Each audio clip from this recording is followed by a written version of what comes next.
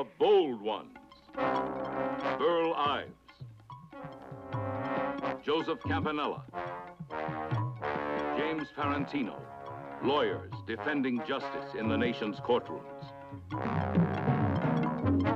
Leslie Nielsen. Harry Rhodes. Public servants enforcing the laws of a challenging society. E.G. Marshall. John Saxon.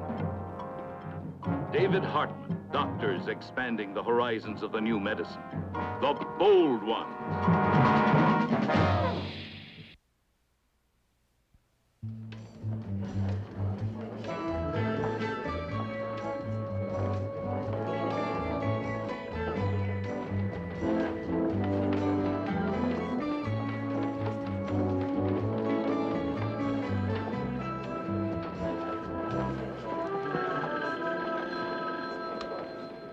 Patterson headquarters. Pardon? Oh, yes, sir. Just a moment. We can't possibly hope to win there anyway. Miss Sherman? Yes. There's a call for you on 3. Oh, it's not Mr. Carter again, is it? I don't think so. Oh. He didn't give his name. Thank you. Excuse me.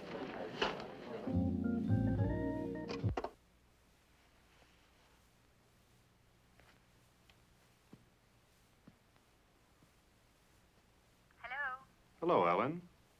Who's this? You've forgotten my voice so quickly. Of course not. How are you?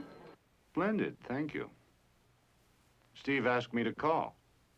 He wants you to meet us here in his apartment. He has something very important to tell you. I see. May I speak to him? He hasn't arrived yet. He should be here in about 5 minutes. What's the meeting about? He's giving me back my old job. Which may be why he doesn't want you to say anything about this call. Not till he discusses it with you. All right. I'll leave now.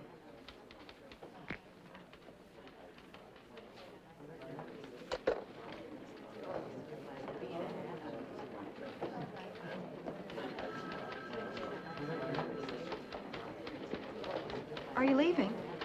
Yes, I have to, Mary. It's something very important. Mr. Newsom from the Times is on his way over. Oh, well, tell him I'm awfully sorry and that I'll call him tomorrow.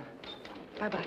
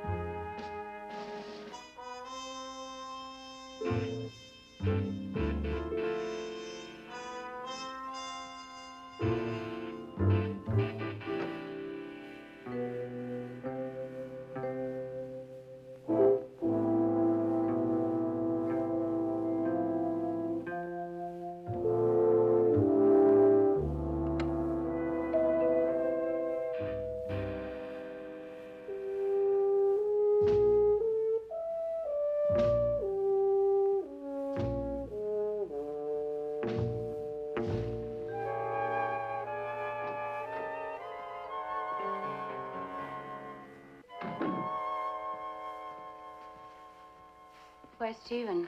Should be here any minute. I made you a drink. Why don't you sit down? You told me he'd be here. He's at the McLaughlin party honoring Senator Simmons. Oh. Oh, I'm sure he's gone by now. On the phone, you said 5 minutes. Why don't you call and see if he left? I'll just do that.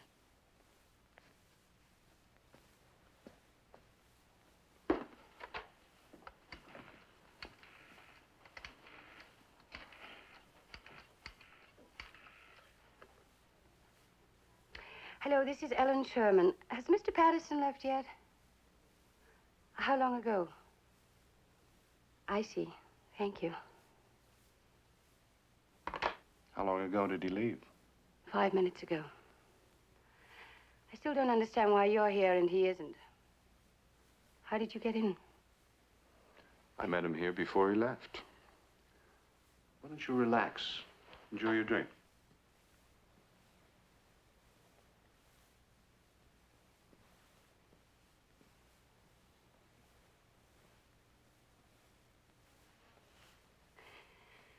Something's wrong here.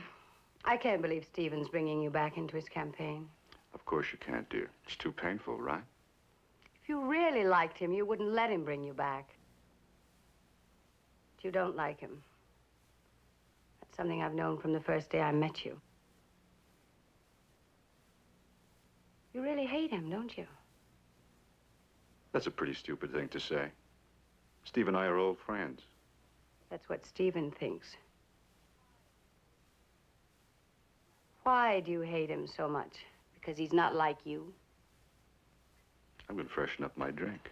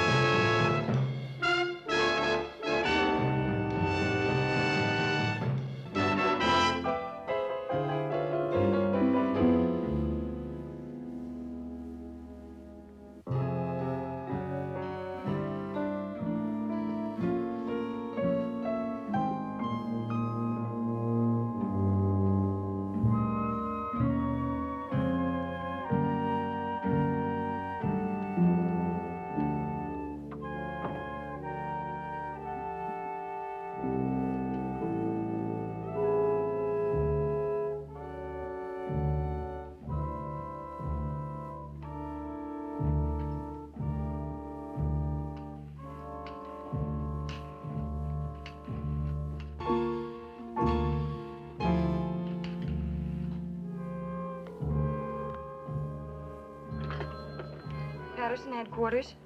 This is Stephen Patterson. Is Ellen Sherman there? No, she's not. Mr. Patterson. She left about a half an hour ago. Alone? Oh, yes, sir. Did she say where she was going? No, she didn't. All she said was that it was important. Is there something wrong? No. No. It can wait until morning.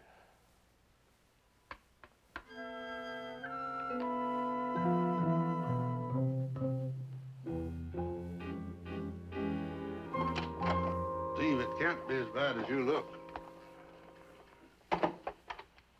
Sit down. Well, this is the earliest I've been up since I left the farm. Well, let's start with the worst. What happened? I did something last night. Something very stupid.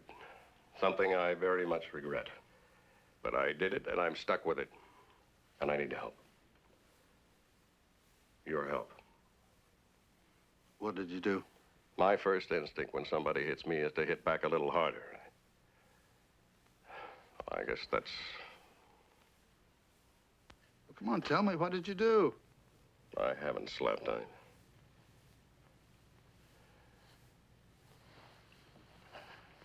A woman, one of the workers in my campaign, was murdered last night in my apartment. I don't know who did it. I don't know who got her to go there.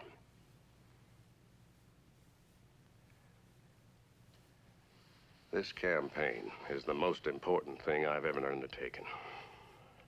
I thought Somebody killed her to keep me from winning. I knew I could call the police, and I'd be cleared eventually.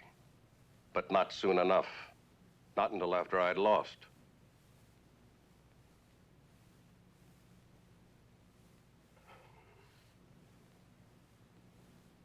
I took the money out of her purse. I carried her down the service stairs of my building, drove to her apartment. I left her body under an oleander bush near the entrance. Then I threw the empty purse in a vacant lot, drove back to my apartment. I sat, drank coffee, thought about it. By dawn, I realized what I had done, how stupid and how wrong it was. But I've done it, and I'm going to live with what I've done. I'm not going to let whoever killed her win it all. He's won enough already. Steve, you've never run for public office before. You haven't had time to collect the usual quota of enemies. Are you sure this crime was politically motivated? Yes. By your opponent? No. No, his methods are crude, but it's not criminal. Walt, a newcomer to politics is an outsider, an interloper. He makes his own special kind of enemy. What if I advise you to change your mind? Pick up the phone right now and call the police. No. Whoever killed her may eventually get what he wanted. But I'm not going to hand it to him. That's why I'm here. Will you help me? Mr. Braddock, this is Paul Mitchell. How do you do? Won't you sit down, Mr. Mitchell? Thank you.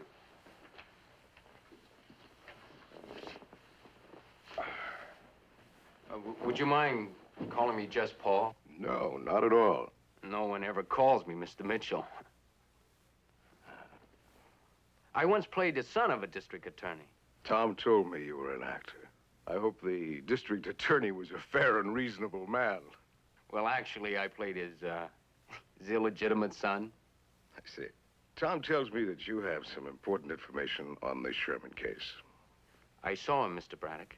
I saw him carrying a woman to his car and then push her body inside. You saw who? Well, didn't he tell you? Yes, he told me. But I want you to tell me in your own words. It was Patterson. Stephen Patterson. Are you sure? I'm positive. I recognized him because, well, it sounds funny now, but I was going to vote for him. The woman you saw, can you remember what she was wearing? She was wearing a green dress and had kind of dark brown hair. Paul, I want to thank you for coming in. Mr. McMurray will see that you get home. And I'll be talking with you again very soon. Thank you very much, Miss Braddock.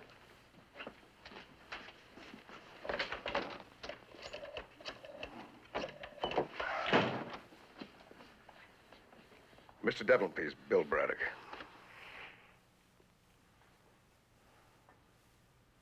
Hello, Mike. The last piece just fell into our laps. It's a beaut. We've got him nailed. Give me the word, Mike, and I'll arrest Patterson in the morning. I'm Neil Darrow. I'm representing Mr. Patterson. McMurray with the DA's office. Mr. Patterson, you warrant? Is this the warrant? They put one of my bar knives in a bag. Took a record off the player. I hope you boys had sufficient cause for the search warrant. We did. In fact, we'd like your client to come down to headquarters with us. With your permission, of course. Yeah, as long as you don't mind if I tag along. Not at all.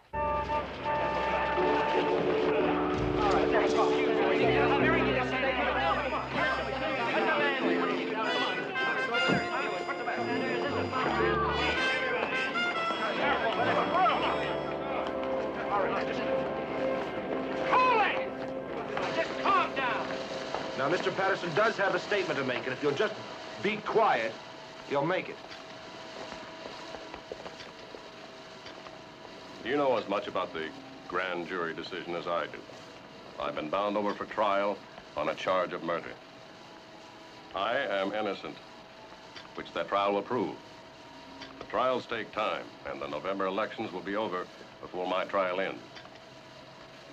Just a few minutes ago, I talked to the chairman of my party's state central committee. I told him that I could not run for election with a grave charge such as this still unresolved.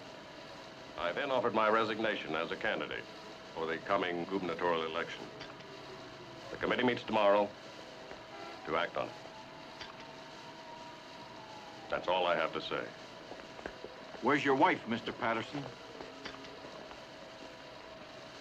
My wife and I have a ranch just outside Santa Barbara. Our children go to school there. That's where my wife is, with our children. However, she is on her way to Los Angeles right now.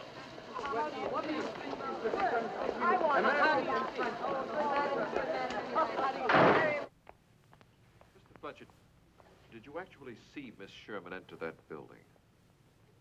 Well, no. She paid the fare, and then she headed toward the front entrance of the building, but I drove off before I actually saw her go in. Well, what time did you pick her up at Patterson's headquarters? According to the dispatcher's report, it was 10:55 p.m. Well, then you must have left her at the La Brea West apartment sometime before 11:30 p.m. Is that correct? Yes, sir. It only takes about 15 minutes to drive from Patterson headquarters to the La Brea West. In normal traffic? Yes, sir. Was the traffic normal on that particular night? Yes, it was. You dropped her off at about 10 minutes after 11. Yes, sir. I would say that. Thank you, Mr. Fletcher.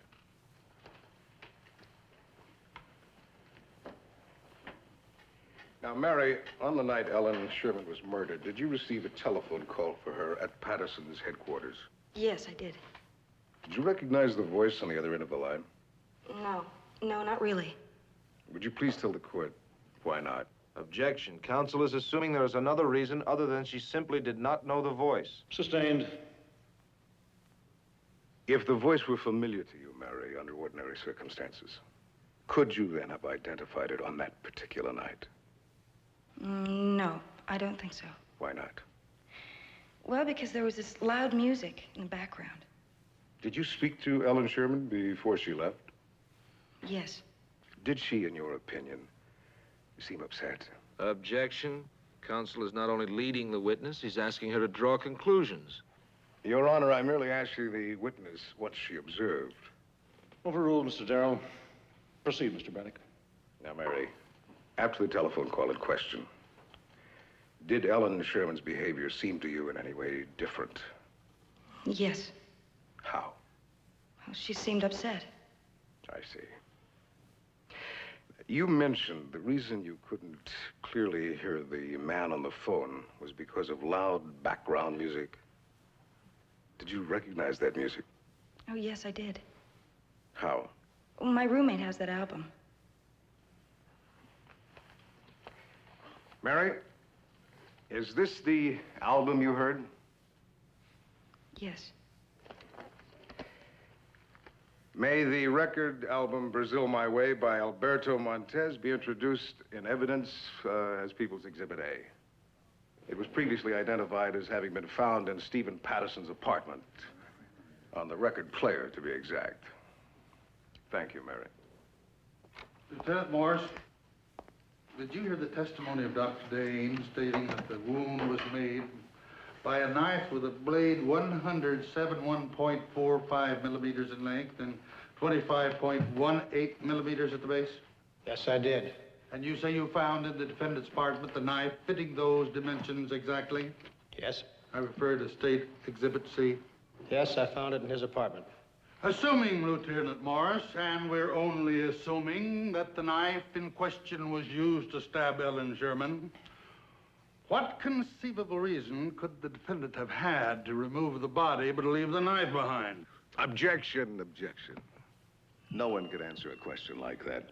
Mr. Nichols is merely presenting argument. Objection is sustained. Lieutenant, Is this the only knife in the world with a blade 171.45 millimeters long and 25.18 millimeters wide at the base? I wouldn't think so. Don't look back now. There'll be a recess soon.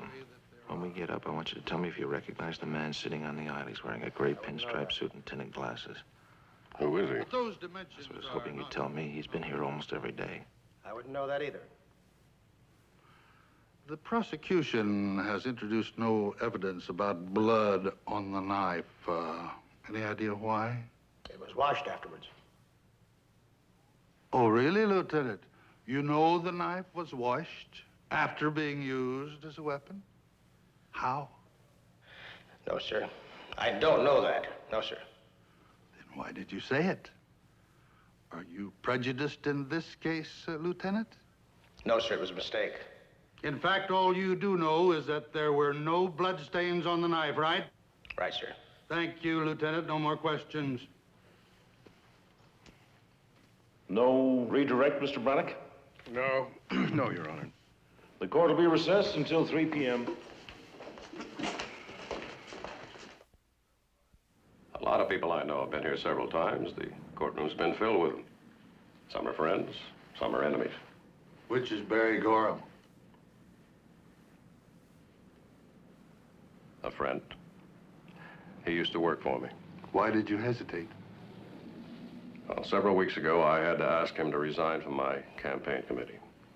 Why? What? Why did you have to ask him to resign? This comes under the heading of privileged communication, doesn't it? If you wanted to. I do. Very much. I've known Barry Gorham since my college days. We were good friends. I had to ask him to resign because I'd been informed that he was a homosexual.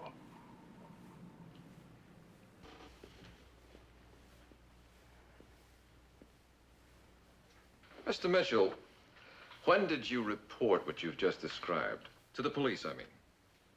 Well, I'm not very good on dates. Well, Mr. Patterson was not arrested until 3 days after the murder of Ellen Sherman. Now, did you make this report immediately? No. Oh? Well, when did you make it? I think it was 2 days later. 2 days? Why?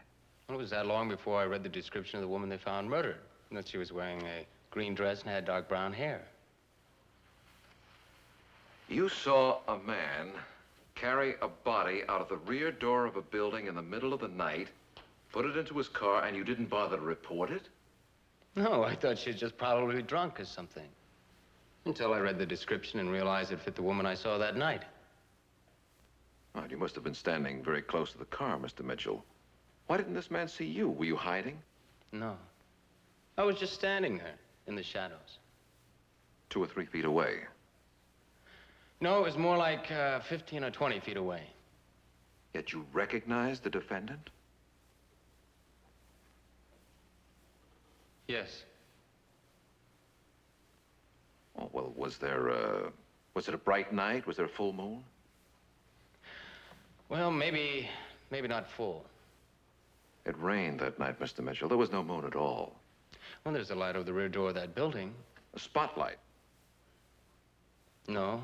An especially bright light? No, a regular light. I know that building, Mr. Mitchell. And the light is quite dim, isn't it?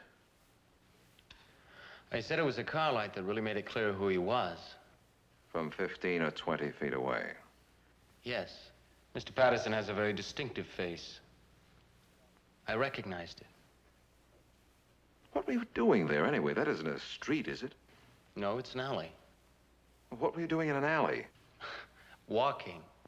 You know, when you're walking just to be walking, an alley will do just as well as a street. Besides, it fit my mood much better. Your mood? Your Honor, may this witness be kept available for the remainder of the trial? Do you have definite plans to recall him? Yes, Your Honor. Mr. Mitchell, please keep yourself available. You don't have to remain in court, but stay in the building while court's in session. But I've testified. I've told you everything I know.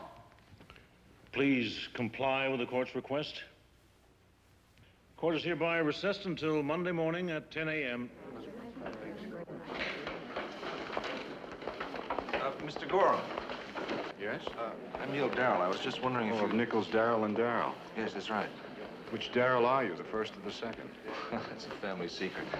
Would you mind answering a question? Not at all. Where were you the night Ellen Sherman was murdered? Why? Let's just call it idle curiosity. You'd call it that. I'd call it an ugly implication. I have no idea of where I was that night because I have no reason to recall it.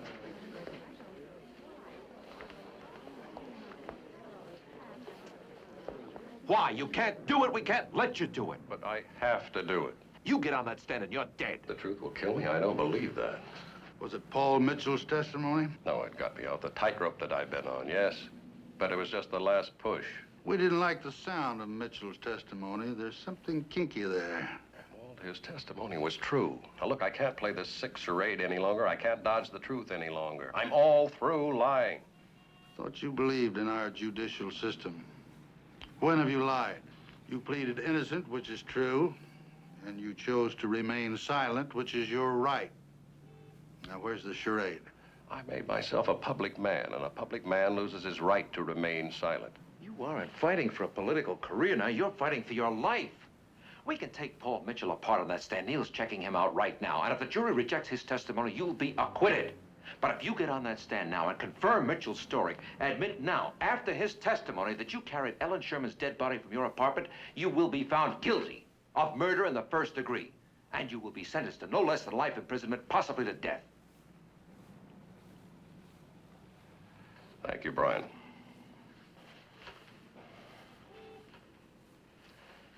I'm sorry to do this to you, to both of you, because I know you believe in what you're doing. But I don't. I don't believe in anything I have done from the moment I first saw Ellen Sherman's dead body. Why, excuse what I did because I had all the proper sensations of regret. And, quote, it was too late to change what I had done, end quote. Remember how adroitly I rationalized it? Don't let the killer achieve his end.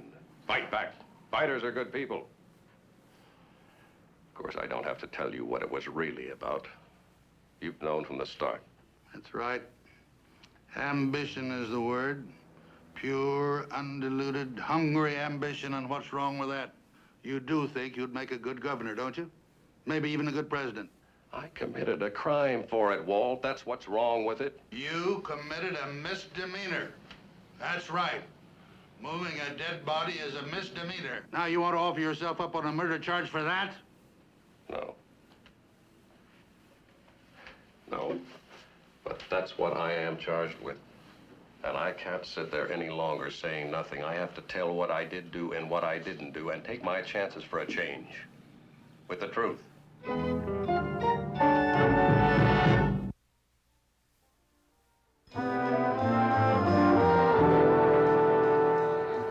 The Central Committee has today reluctantly accepted the resignation which Stephen Patterson offered last week.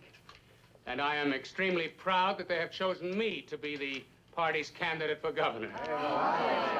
Thank you. Mr. Hines? Thank you very Mr. much. Hines? Yes. What made them decide today? Paul Mitchell's testimony? Oh, I doubt that very much. I don't think there's a leader in our party who believes Stephen Patterson is guilty.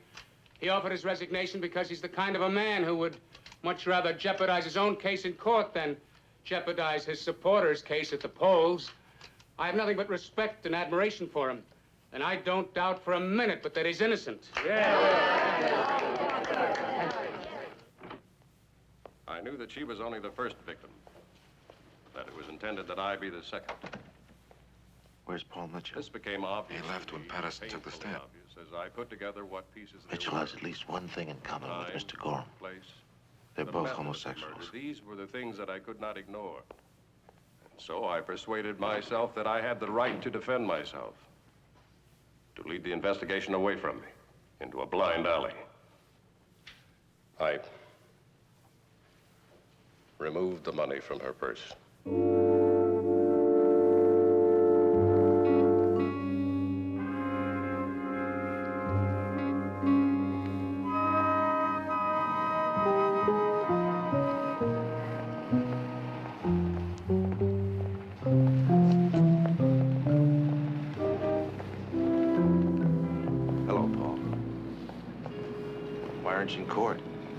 missing the main event.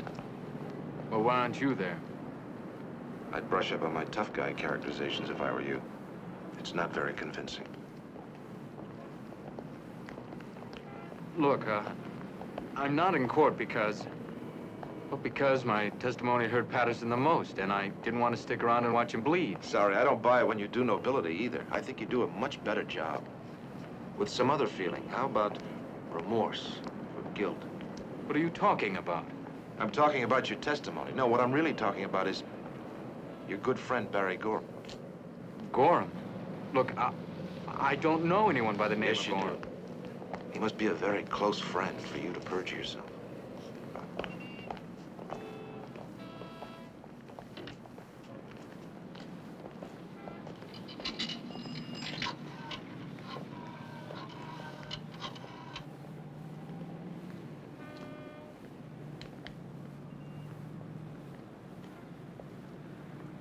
I walked out Hello. the rear door of my apartment that leads Just to a the moment. service stairway. I checked the stairs and, well, there was no one there. There's a ran call down the for you. You stairs can to the take it ground. in the conference room. Thank you. I then drove my car to the service door, which is on the side of the building. Hello? Brian, I think I've got something. Is Gorham in court? Yes. All right, get Patterson off the stand and put Gorham on. What's the matter with you? We can't just... You can, Brian. Just get Gorham on the stand and get him to tell you where he was the night Ellen Sherman was killed. I'm sure he'll have a good story. And his being fired, get that on record, too. When Gorham leaves the stand, send a bailiff out to the terrace to get Mitchell. Can you swing it? You know what you're doing? I only know what I'm trying to do. Good enough, okay.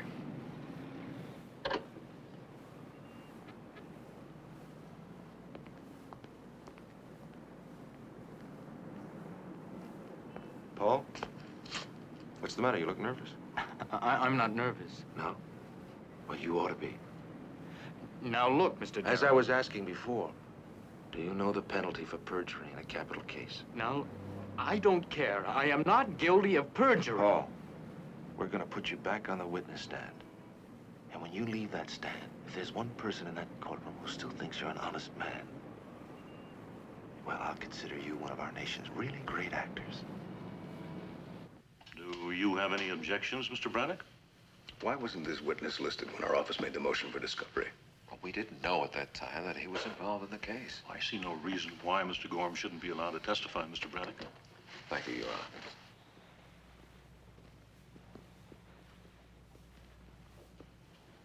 I wish to call Mr. Barry Gorham to the witness chair. Mr. Barry Gorham will please rise and come forward to be sworn in.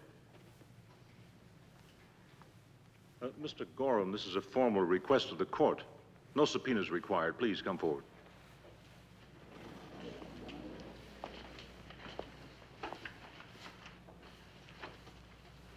Do solemnly affirm that the testimony you may give in the cause pending before this court should be the truth, the whole truth, and nothing but the truth. This you do under the pains and penalty of perjury. I do. Be seated.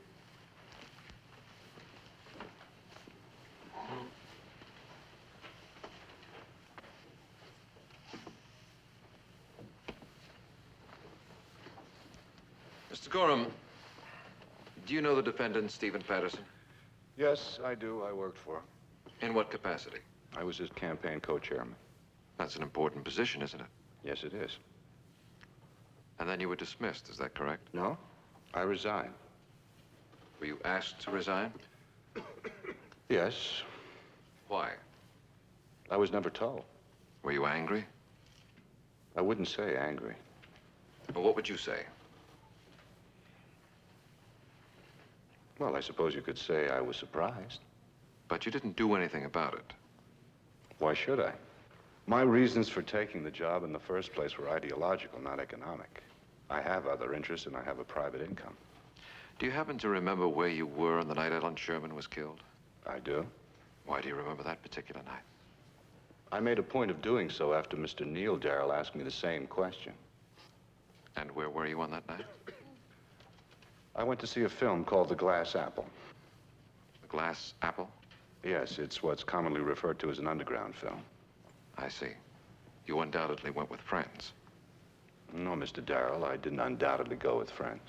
I'm interested in films, particularly underground films, as an art form. It was more of a study for me than a social occasion. Do you remember the name of the theater? I do. It's called Cinema 16 on Wilshire Boulevard. The management there knows me quite well. And the time you were in the theater?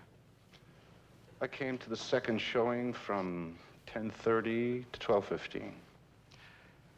You were therefore not in or around Stephen Patterson's apartment during that time? Obviously not. Thank you. No more questions. Mr. Gorham, do you recall anything unusual occurring in the Would you bring theater? Paul Mitchell back into court, please? Glass, Apple. You're recalling him to the stand? No, He's the on the film didn't terrace break, with my if brother. that's what you mean. But you could describe the film. In detail, it was quite bad. Thank you, Mr. Gorham. You may step down, Mr. Gorham.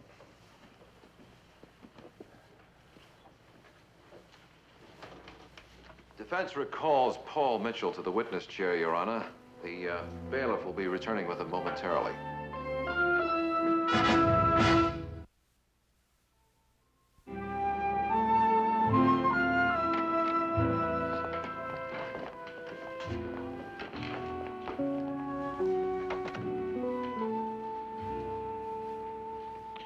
May I remind you, Mr. Mitchell, that you're still under oath. Please take the witness chair.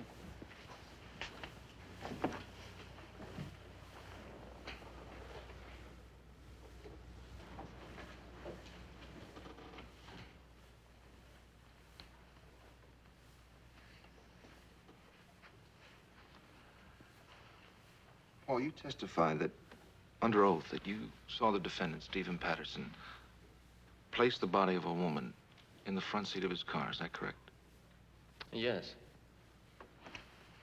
Would you like to change your testimony in any way? No. No, why should I? Because if a witness has failed to tell the truth, he can often avoid a charge of perjury by admitting he could have been in error.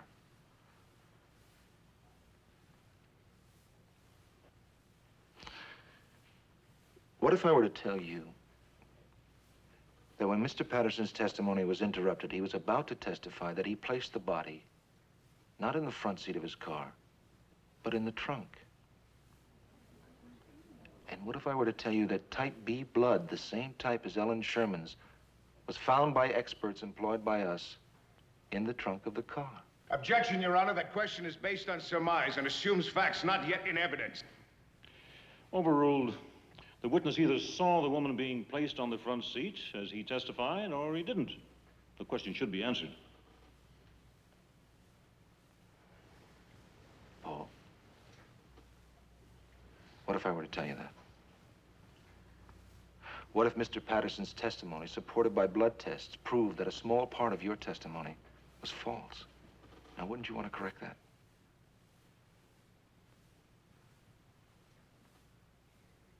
Well, I don't think that's perjury. I mean, anyone can make a slight mistake. Are you saying you made a mistake? Well, Where did Mr. Patterson put the body?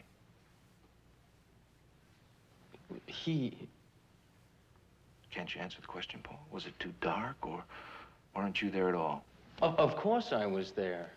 Oh, then it was too dark for you to see where he actually placed the body. No. I think I could have been a little confused about exactly where he put the body, but I think it was the trunk. Yes. Are you sure? Yes. It was the trunk. But you testified earlier that you failed to report this incident because you thought the woman was probably just drunk. Are you now asking us to believe you saw the body of a woman being put in the trunk of a car and you concluded she was just drunk? No, you confused me. As I remembered, it was the front seat. Do you really want to reverse yourself again, Paul? That's a very dangerous course. Wouldn't it be wiser just to tell the truth while you still have the opportunity? I've told the truth. I mean, everything that I described happened. It was the truth. How do you know it was the truth? Because it was seen. By whom? Not by you. Answer the question, please. Come on, Paul. No. It's by someone else.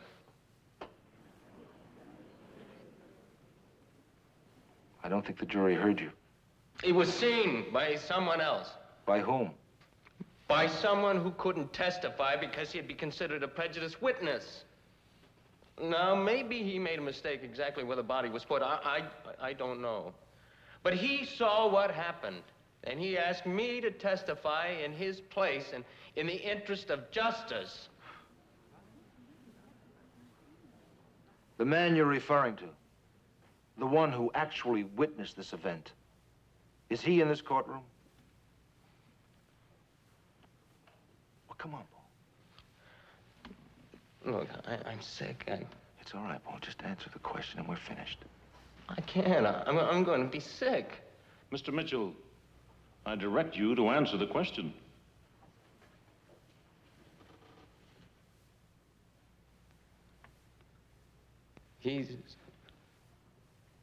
Would you point him out, please? He's right back there, the man in the tinted glasses. His name, please. Barry Gorham. Thank you. I have no further questions.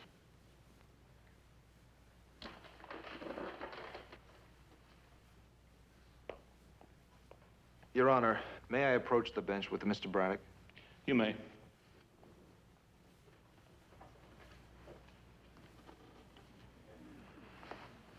The defense theory, as Your Honor knows, is that someone killed Ellen Sherman in Mr. Patterson's apartment in order to implicate him. The plan didn't work because Mr. Patterson took an action that made it look as if she were the victim of a sidewalk thief. The murderer then had to take a second step, and he did. He supplied a witness to something he had known, that Mr. Patterson had carried a woman in a green dress out of that building. Now, Mr. Braddock, all this is obvious and unarguable, and I'd like to ask you to dismiss the charges against my client. Your Honor, we're not ready to agree to counsel's request at this time. I would appreciate, however, a recess until tomorrow afternoon. Request granted. Court is recessed until 3 p.m. tomorrow. And at that meeting, the Central Committee will take action. They will be guided in large part by the response of the voters, and of course I will go along with their decision. By their decision, do you mean the popular response or the committee action? I expect that one will reflect the other. Depending on whether the charges are dismissed against Patterson? Yes. You think they will be? I do. I think that the people of this state will demand the return of Stephen Patterson to the ticket. And if they do, well, naturally, I will support them and him wholeheartedly. Love you all, gentlemen. Thank you very much. Yes, Your Honor. He is in custody now. And the charges against my client? Mr. Braddock? We've moved for a dismissal, and we're filing a first-degree murder charge against Barry Gorham. Well, there's still the matter of the defendants removing the body. We've considered that, Your Honor, and, well, it is a misdemeanor, and I suppose the city attorney could file a complaint. Personally, I think that Mr. Patterson has suffered enough for a crime he didn't commit. Well, will you inform the city attorney about your feelings? I already have. All right.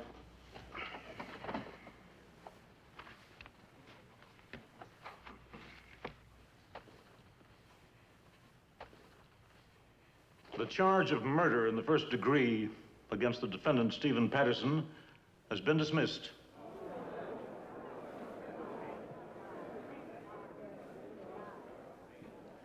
The jury is dismissed with the thanks of the court. This court is hereby adjourned.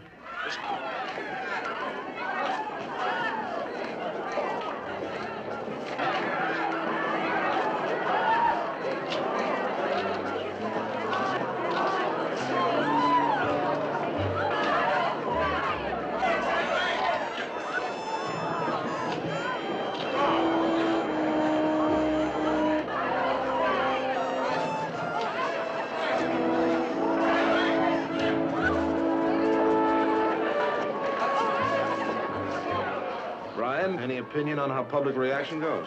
Oh, 90-1 in favor of Patterson. What's your guess, Walt? I never discuss politics or modern painting, which I feel have a lot in common.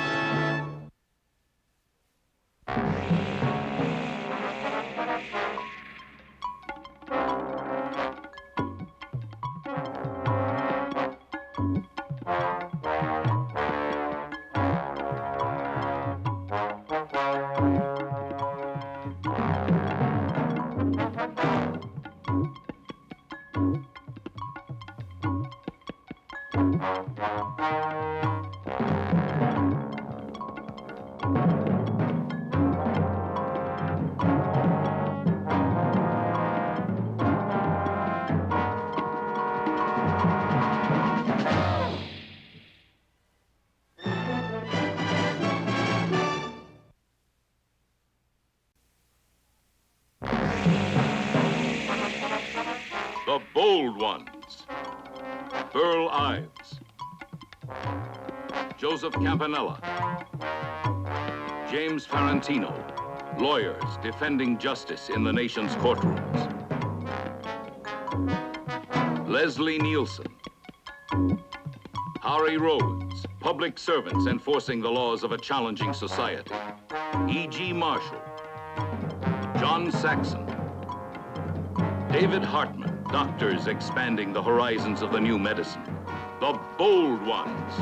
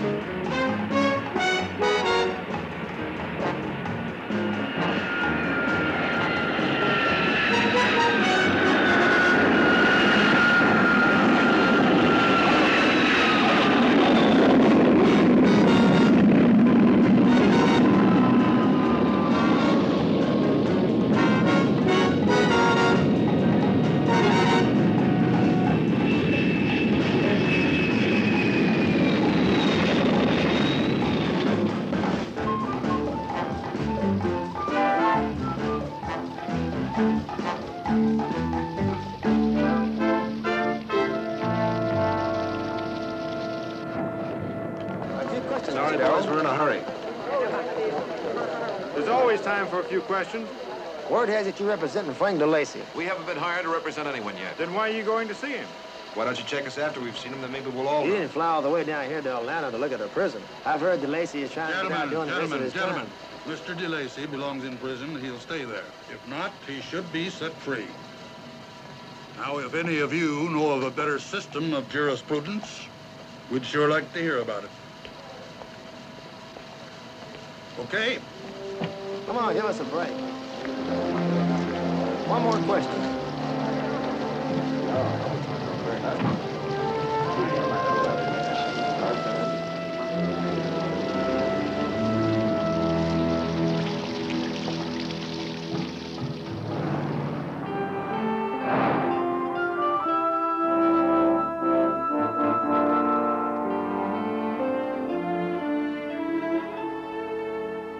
It's not that I got it so bad in here. In fact, I never knew you could have it so good by just cooperating. But prison is still prison. And 15 more years is heavy time no matter how you do it. I sent for you guys because I hear you're good. And I want some real good talent going for me for a change. I want out. Seems to me that that would be the last place you'd want to be. I'm dead if I stay in here. You know why I started singing my brains out? Because they put out a contract on me before I even said one word. That's why. At first, I hear the rumbles, but I don't believe it. Then one day I'm taking a shower. Some con tries to put me away with a steel pipe. If the guards don't hear the noise, I'm dead right there. As it is, I spent 2 months in the hospital. They shouldn't have done that. Well, why did they? Rumor is that when you worked for them, you held out some money. Okay, so maybe I played it a little cute. But that's still not the way to handle it. They could have come to me and told me. Once I knew they knew, I'd have settled up with them. I've been 20 years a good street soldier. Putting a contract out on me wasn't the right thing for them to do. That's why I started my singing act. I figured I better start trading and get some special treatment real fast. But sooner or later, I'm gonna run out of songs. Then they put me back in the cell block, and I don't last 24 hours. Well, on the outside, I don't think you'd last until lunch. Wrong. I got over $1 million stashed away in banks all over Europe. I know how to get to it. Once I do, I drop out of sight, make myself invisible, until I die of old age. Now, how do you intend to do that? Look, all you have to know is that I'll be okay once I'm on the outside. Your job is to get me there. And how are we supposed to do that? You haven't got a chance on appeal. I know that. What I want is a new trial. Get Stark in here. The minute I hear you're coming, I get Stark to be here, too. You know Arnold Barnes, the genius who was my defense attorney at the trial. This is Jameson Stark, Barnes' law clerk. Tell him what you told me. Barnes is a drunk. The past few years, he's been killing a fifth of whiskey every day. Who knows how much he goes through nights and weekends. That's even during the trial when he was supposed to be defending Mr. DeLacy. What was the judge doing all this time? Serving hors d'oeuvres? Barnes is the kind of a drinker who boozes all day, but never shows it. His speech is clear, his walk is straight. But he was dead drunk every day at that trial. I can prove it. How? Part of my job was seeing I had a bottle ready for him all the time. 1/5 a day, right down to that wooden leg of his.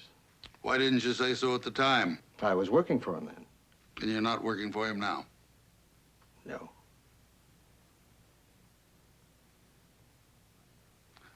How much you paying him? $5,000. What difference does it make? He's telling the truth. That's the important thing. Look, I'm not dumb enough to lie under oath. Whatever I've told you today is the truth. I'm going to make a great witness. Well, what do you think? Can I get a new trial?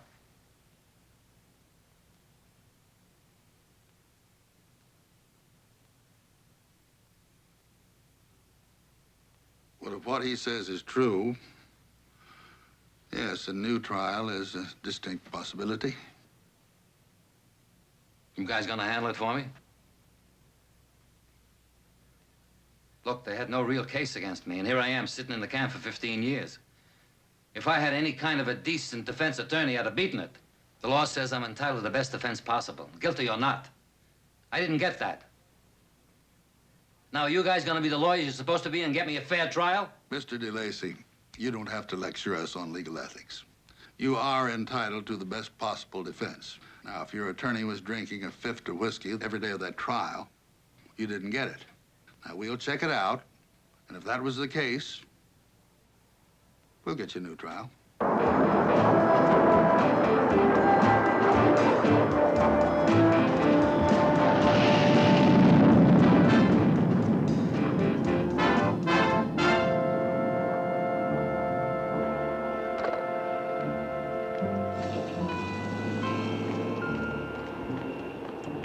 Good morning, gentlemen. Mr. Costelli asked me to meet your client. This isn't an official Justice Department request, but he'd like to talk to you. Sure, why not?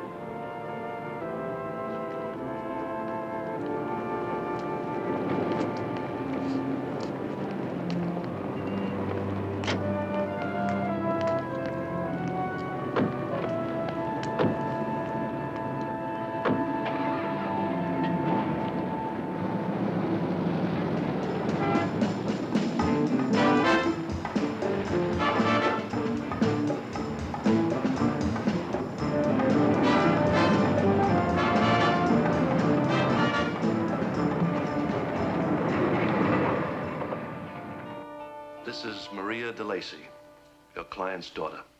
Walt Nichols, Brian and Neil Darrow. How do you do? Be seated, gentlemen.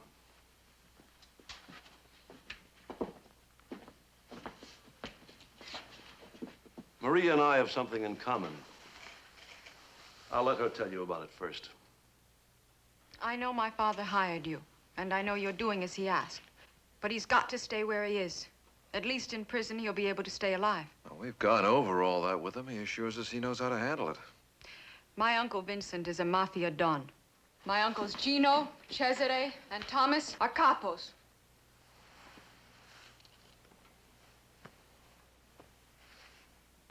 All my male cousins are good soldiers of the street. Ever since my father started to testify, I've heard the men in my family talk. I know what they're going to do. Once he's outside of prison, there's no way my father's going to escape. There's no place on this earth he can hide. They will find him, and they'll kill him no matter where he goes. And we lose the most valuable source of information on mafia operations this country has ever had. DeLacy has given us our first detailed, authentic look inside organized crime. And there's still a lot he hasn't told us. It would be tragic if we lost him now. Look, we spent the last 5 days checking over his trial. And there's no question about it. His lawyer was drunk every day in both a legal and medical sense. That means he did not have a proper defense. So we are going to apply for a new trial. We don't feel there's any choice left for us. My father's guilty. He's guilty of crimes far worse than the one he was convicted for. How can you defend a man who's guilty? Mr. Lacey, whether he's guilty or innocent has nothing to do with it. We don't have the right to judge him, but we do have the obligation to provide a competent defense for him or anyone else who needs it. You know Maria is right. You get him off, he's dead. It'll be as if you helped execute him. He's made up his mind. He wants out. He's not about to commit suicide. And he says he has a plan that'll get him away free and clear. Show me a con who doesn't have a plan. If he gets a new trial and wins, he's out of our custody. When that happens, he's had it. But that's still his choice to make, isn't it?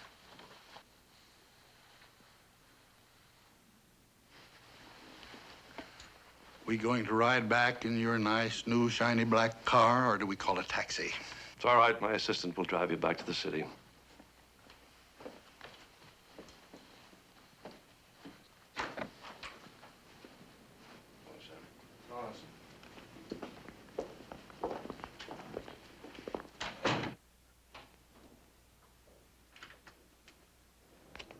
You know, the girl could be right. We might be setting DeLacy up for an execution, and that we don't have to do. Walt, he knows the mafia better than she does. If he figures he can make it, who we say he can't?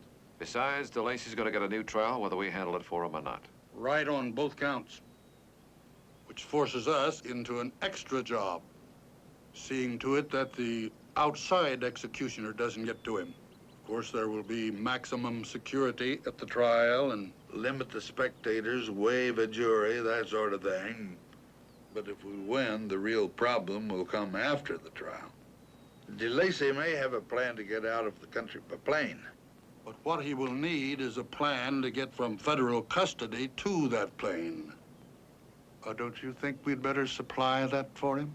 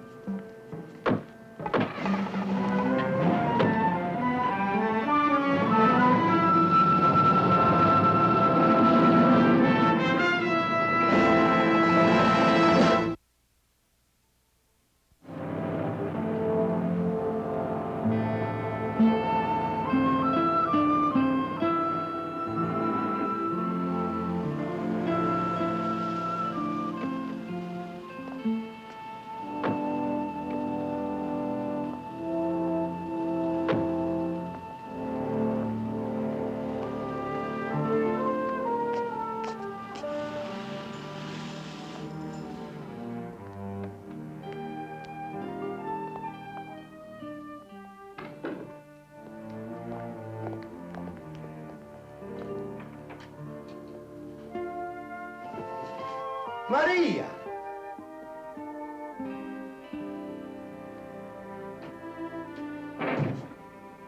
Maria. Hello, Don Paceto. Sit down, please. Little refreshment? Sweet? No, nothing, thank you. Ah, how nice to see you, Maria. But you should have called me. If I'd known you were coming, I would have had someone pick you up at the airport. I didn't want to impose. How could it be an imposition? You're my wife's goddaughter. And after such a long time. How long has it been? Since, before your father went to prison. I should be very angry with you, but it's such a great pleasure to see you. Don Paceto, is it all right? I'd like to speak with you alone. I have no secrets from my consigliere. What is it you want to talk to me about? My father. I'm sure you've heard he's going to get a new trial. Yes. Don Paceto, I've come to beg you, if my father's freed, to use your influence, to keep him alive. Is that what brings you to Don Paceto? To beg mercy for your father?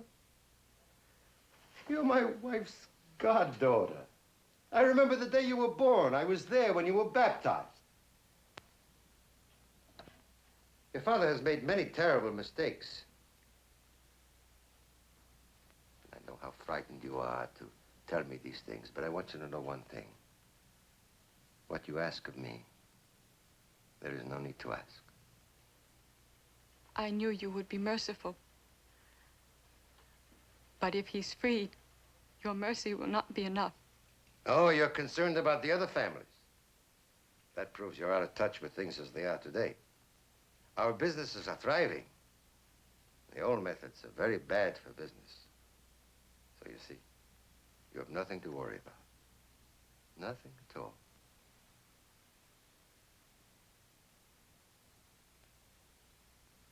Thank you, Don Paceto.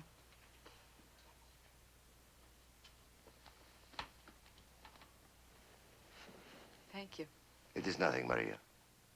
I wish all the favors that were asked of me were as easy to grant as this one. Now, are you going to be able to stay a while and visit with your godmother? Yes, for a while. I have to catch the 4 o'clock flight. Good. When you're ready to leave, Joseph will drive you to the airport. Please come and visit us again real soon, huh?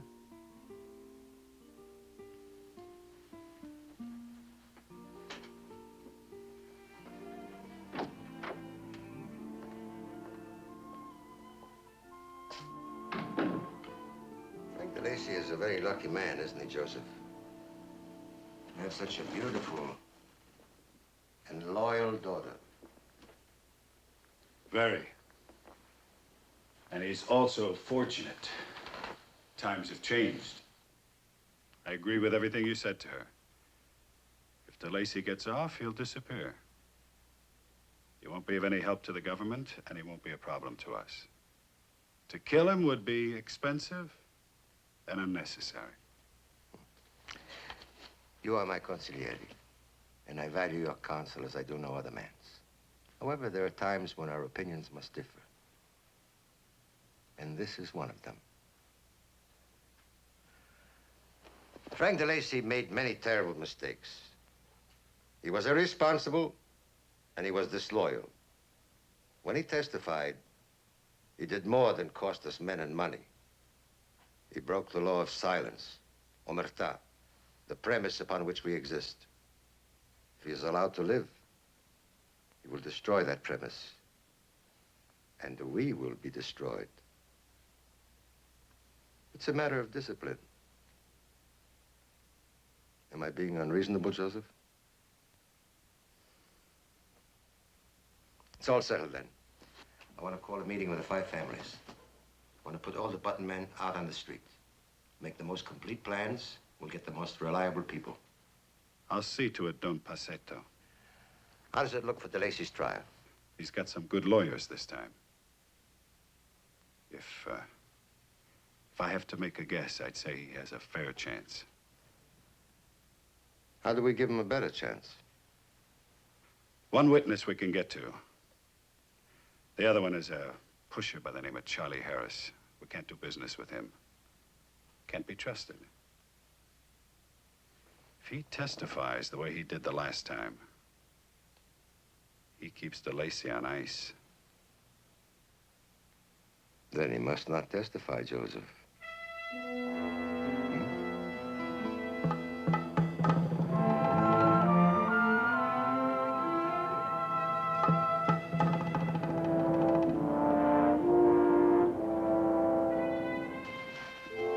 Your Honor, the prosecution now calls James Doro to the witness stand. Bailiff.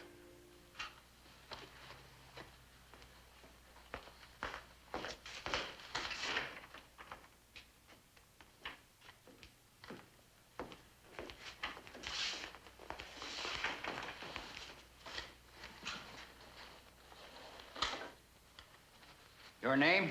James Doro. Raise your right hand. You do solemnly affirm that the testimony you are about to give in the cause pending before this court to be the truth, the whole truth, and nothing but the truth. This you do under the pains and penalty of perjury? I do. Be seated.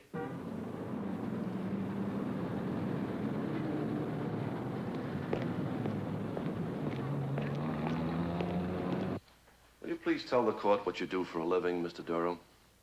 I'm a retailer. And what do you retail? Shoes, groceries, what?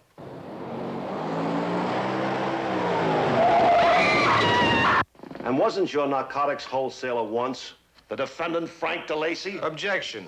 Prosecutor is leading the witness. Sustained. They got to him. Mr. Doro, I don't have to remind you of the severe penalty for perjury, do I? Objection, Your Honor. The prosecutor's attempting to impeach his own witness. Sustained. Strike Mr. Castelli's last question from the record. Proceed, Mr. Castelli. And please remember that he's your witness. Thank you, Your Honor.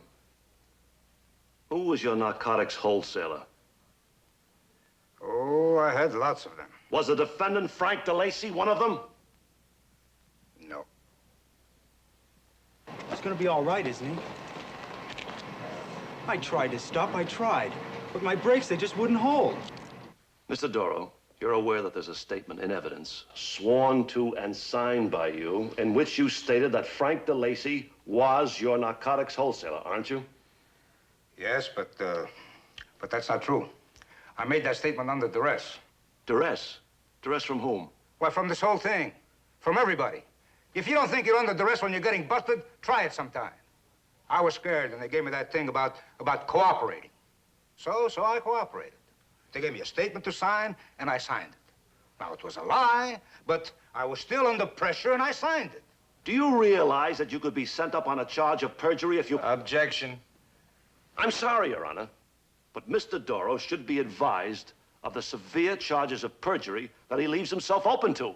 All right. So I made a mistake, and I signed a false statement. If I got to pay for it, I pay for it. The prosecution has no further questions to ask this witness. Your witness. No questions. I'm sending a copy of this witness's testimony to the United States Attorney's Office for further action. That'll be all, Mr. Doro.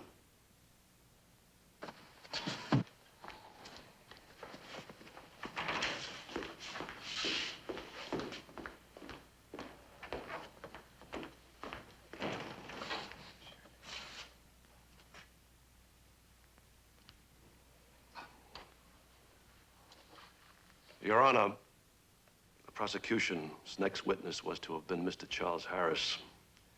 I've just been told he's been killed in a motor accident moments ago. Therefore, the prosecution requests a recess.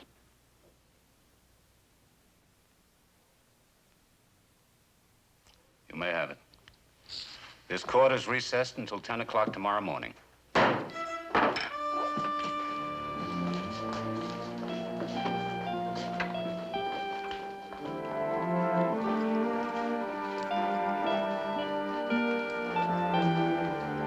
Really trying to get you out so they can get at you. I'll take all the help they want to give me. Oh, yeah, sure.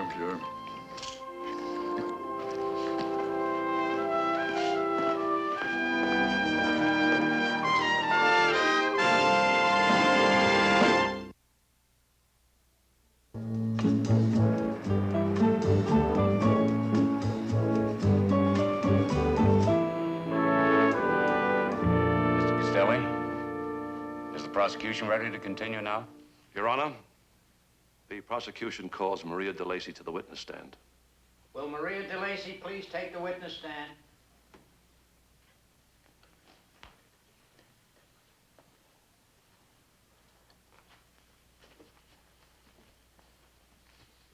Your name? Maria DeLacy. Raise your right hand. You do solemnly affirm that the testimony you may give in the cause now pending before this court to be the truth, the whole truth, and nothing but the truth. This you do under the pains and penalty of perjury? I do. Be seated.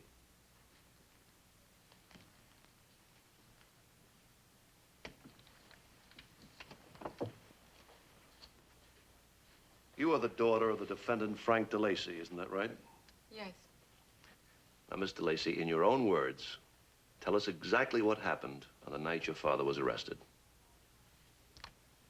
My father and I had just finished having dinner when he had two visitors, Charlie Harris and Jimmy Doro.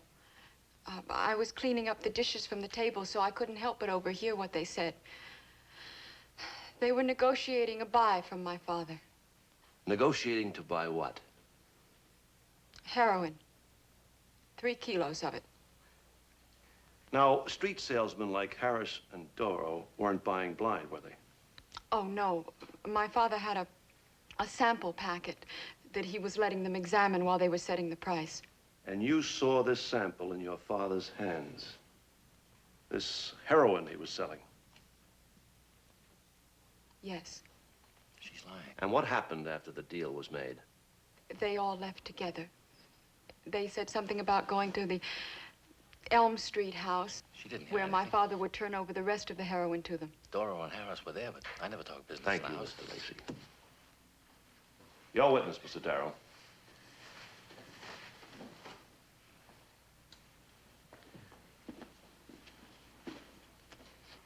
Mr. Lacey, do you remember where you were on the afternoon of October 8th? For the record, please. No, I don't. Wasn't that the day that my partners and I met with you and Mr. Costelli? Mr. Lacey. Yes, that's right. I'd forgotten the exact date. Would you please tell the court what happened at that meeting? Your Honor, I object to this line of questioning. It is irrelevant and immaterial. It's the way it sounded to me, Mr. Darrow. Your Honor, if you will allow me to continue, I can assure you the relevance will be made quite clear. Subject to a motion to strike. All right, continue, but I may decide to stop. Thank you, Your Honor. Didn't that meeting concern your father in this trial? Yes. You were worried about his safety if he were to be let go, weren't you? Yes. And because you were worried, you asked us not to take this case, didn't you? Your Honor, I strongly object. This was a meeting between us and... Mr. Costelli, the questions now appear to be material. I'm going to allow Mr. Darrow to make his point. Objection overruled. Proceed, Mr. Darrow.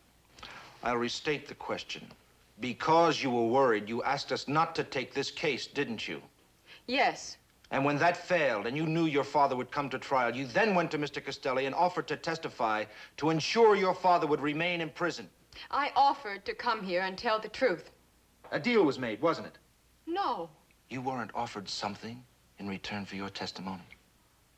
It's not the way you're making it sound. I went to Mr. Costelli and I told him that I had testimony to give, but that I wouldn't give it unless he promised that my father would be safe when he returned to prison. And what did Mr. Costelli say to that? He agreed. What's wrong with that? What's wrong with trying to get my father the extra protection he needs to keep him alive? Nothing except you lied to arrange it. No, I did not. You lied to Mr. Costelli to get him to make the deal, and you're lying here in court. Isn't that the truth, Mr. Lacey? I object, Your Honor. He's badgering the witnesses. Sustained. No more of that, Mr. Darrow. I'm sorry, Your Honor. Mr. Lacey, is it fair to say that you want your father to remain in prison?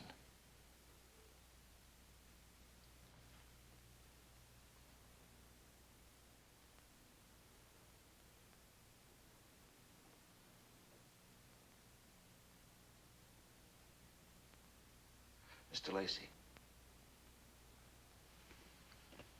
Question should be answered.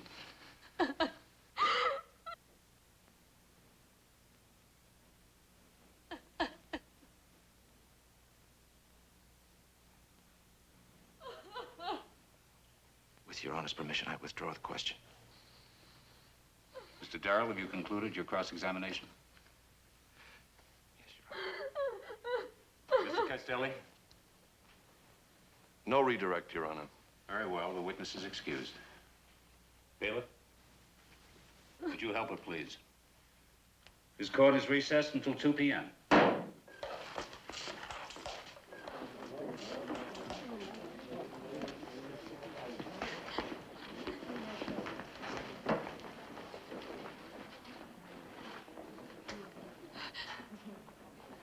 I know why you did it, and it's all right.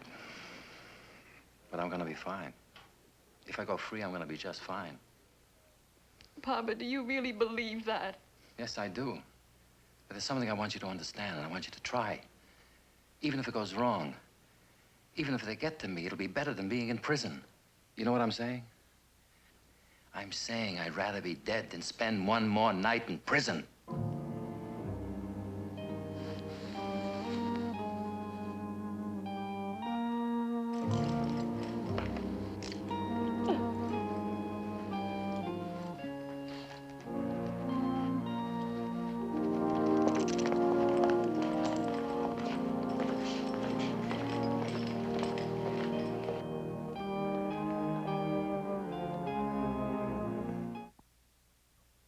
In Los Angeles today, underworld figure Frank DeLacy won freedom when a federal judge acquitted him on 3 counts of possession and sale of narcotics. Tight security measures were strictly enforced at the trial of DeLacy, who has made headlines in recent years by testifying against many key mafia leaders. Press coverage of the trial was kept to a minimum, as was the number of spectators. DeLacy, who had been serving a long prison sentence at the federal penitentiary in Atlanta, recently secured a new trial when his attorneys were able to prove he had not received competent defense at his original trial.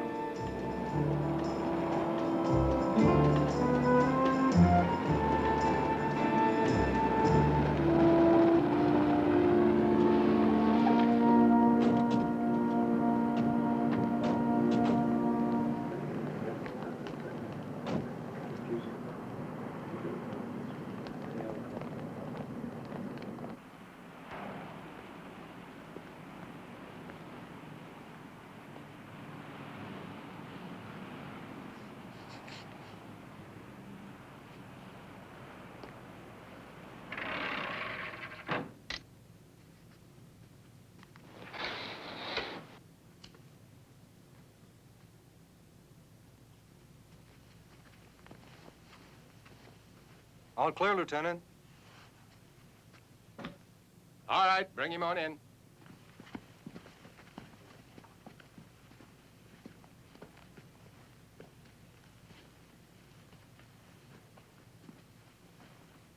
Walt, we've complied with your request. We've escorted your client and you to this destination. We've determined that the area is safe. Since he's been acquitted, my responsibility ends right here. Lieutenant, before you go, I'd like to have a little talk with you. I want only you and Sergeant Luthart to hear what I have to say.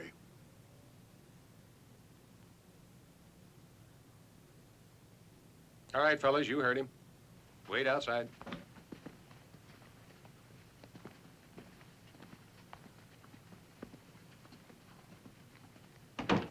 Walt, I don't know what you have in mind, but before you turn your overwhelming twinkle on me, let me restate something. Lieutenant, do you remember when I defended Sergeant McCluskey and he was acquitted and he went back to work on the force? Yeah? And you remember we had a little talk after that? You remember what you said? You said, if you ever need a favor, just call on me. So I'm calling on you. For what? I want Sergeant Luther to take off his uniform and give it to Mr. DeLacy.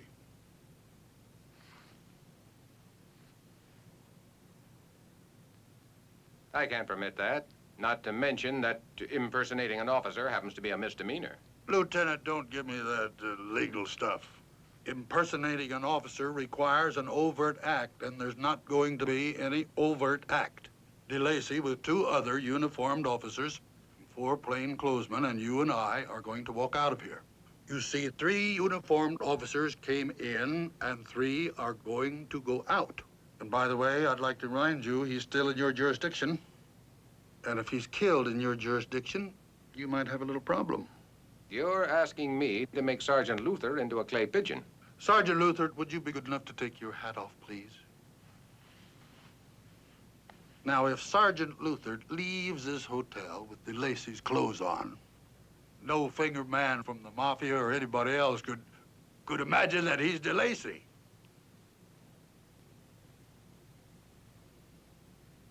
Okay. Okay. But I'm not going to order him to do it. Sir, McCluskey was a friend of mine. I'd like to do it. All right, get out of the uniform. DeLacy?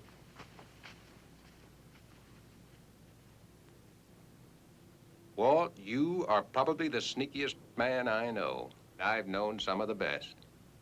And you, Lieutenant, are probably one of the best policemen I've ever known. And I've known some of the sneakiest. They must have started a bridge game in there. Well, see what I mean? Yeah? You stay here about an hour and you'll be okay. Yes, sir.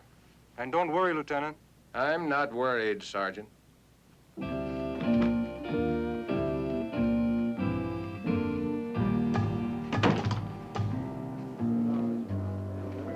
what's up, Lieutenant? Shut up, Tim. Yeah, but that's not Sergeant Luther. As far as you're concerned, that is Sergeant Luther, at least until we get him out of town. DeLacy, when we get downstairs, you drive the unmarked car and I'll get him back with Mr. Nichols. You got that? Yes, sir. I got it.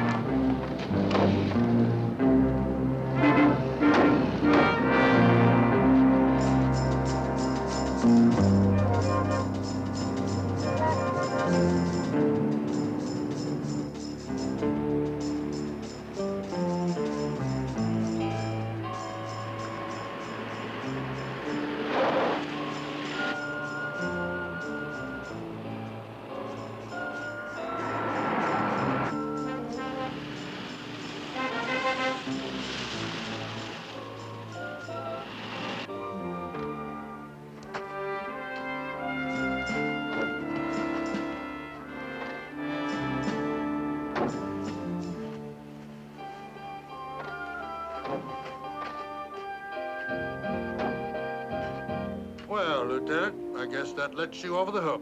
Not quite, Walt. What about that uniform? The sergeant had to pay for it. Oh, that'll be back this week, all cleaned and pressed. Fair enough. And now we're even? Until one of us needs another favor.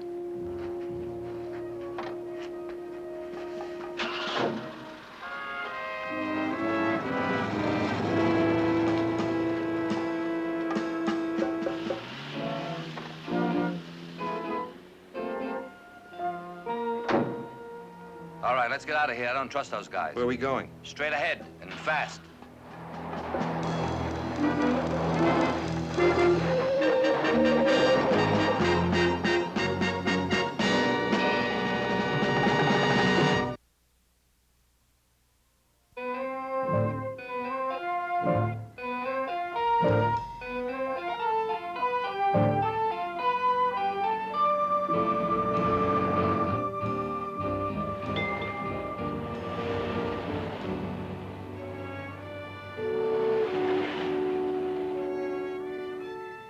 Well, you gonna call the pilot? You mind if I look the place over first?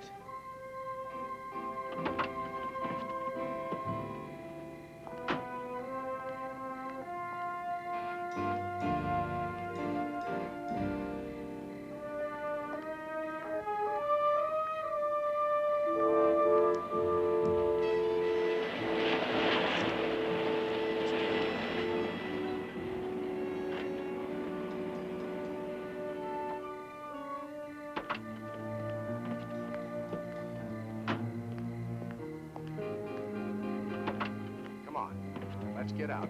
Come on. Every time we go out, you've got to get involved. We're gonna go in there and we're gonna get some coffee. I'm just sick and tired of the kids seeing you like this all the time. Come on now. Act like life just for once.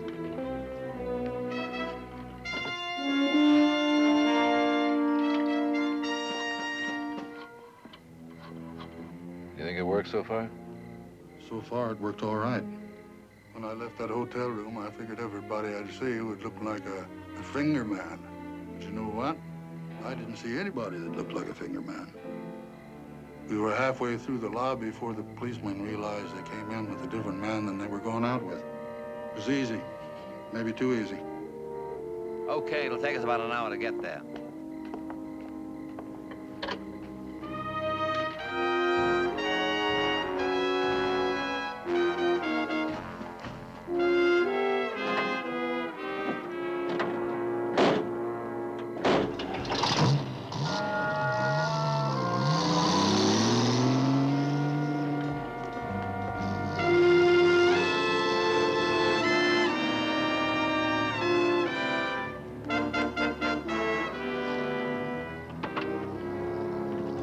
Okay, let's go.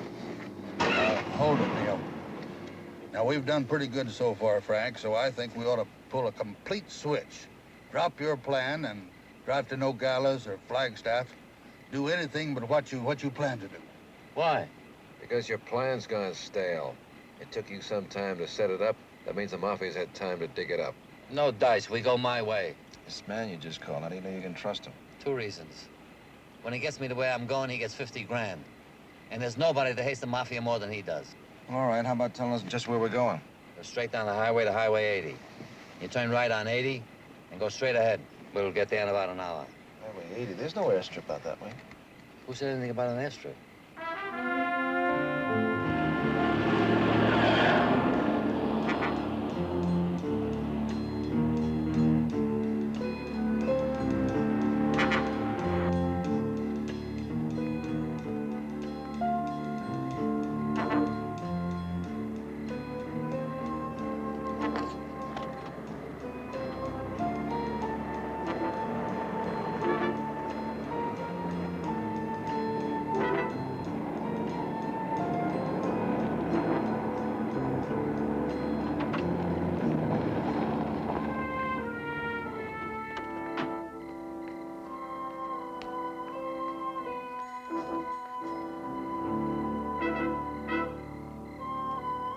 Hey, Frank, is that you?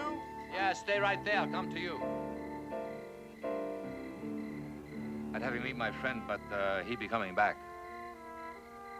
I'm not very good at saying these things, but thanks for everything. No thanks necessary. We were trapped by our principles. Yeah, I know about principles. I had them once or twice. Good luck. Thanks.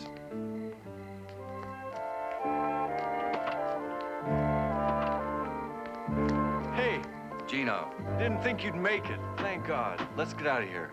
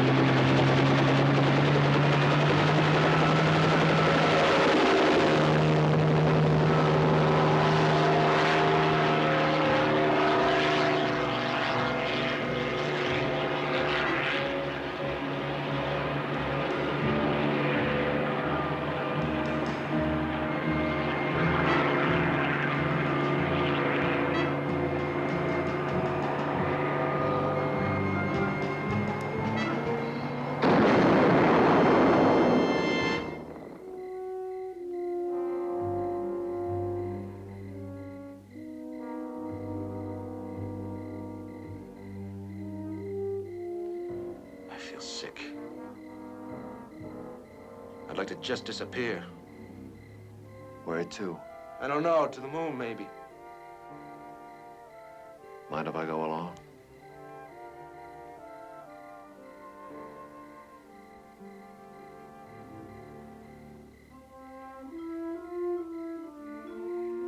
ought to remind you of something your father once said. The American adversary system is a wretched way to determine what law and justice are, but nobody has proposed anything better. I suggest we go into town and call the United States Attorney.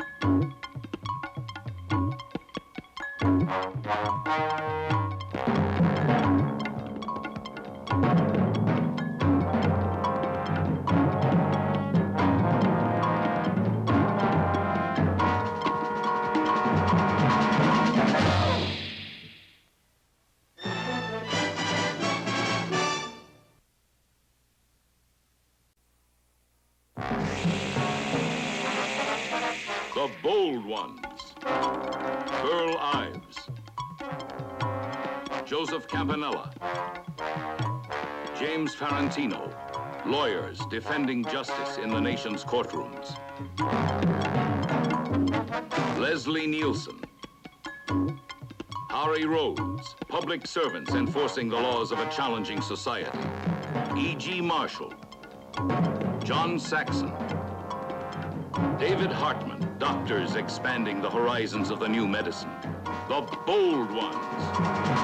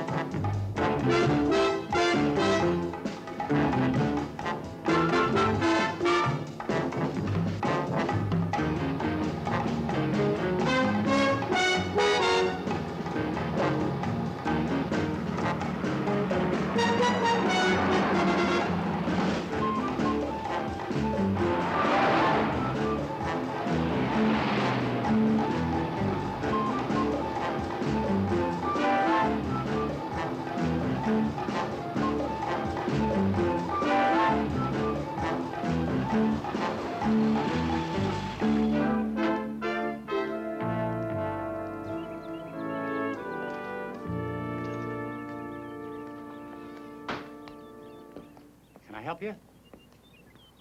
I hope you've got a vacancy. We got a dozen. Things are slow. Yeah, always were. I'll bet. Can I still get breakfast? Yeah, the coffee shop across the street. Best food in town. Shall I register first? No hurry, the name will do. Oh, Frank Garson. Can I leave my bag with you? I'll take care of it. Thank you. Yeah, it's a nice cat. No, it isn't. Oh, thank you.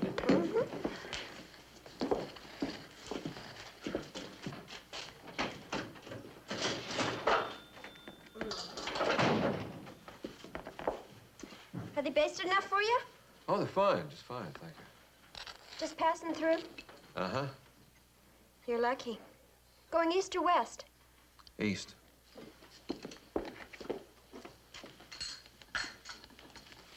Hey, is there a place near here called the Bluebird Cafe? Oh, yeah. It's just down the street. If you're just passing through, you might as well forget it. They don't open till after dark. How are they? Who? Well, the eggs. Oh, they're fine, just fine. You're still lucky.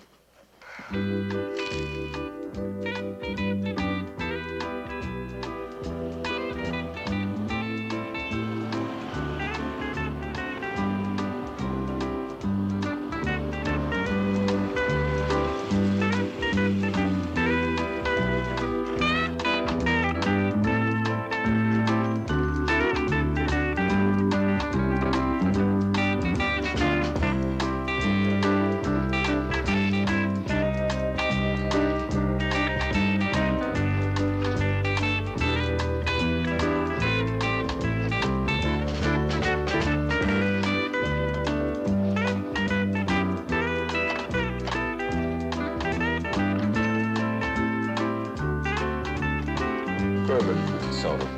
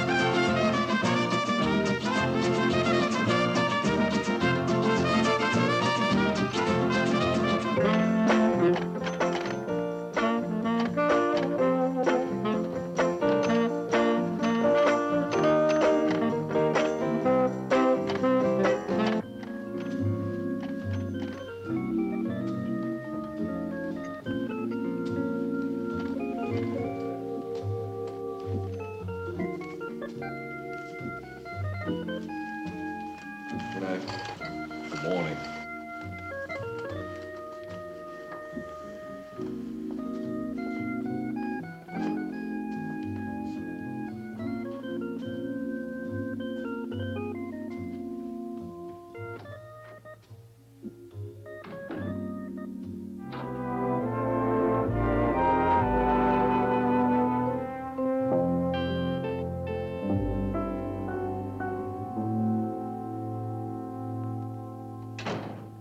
Hi. Hi.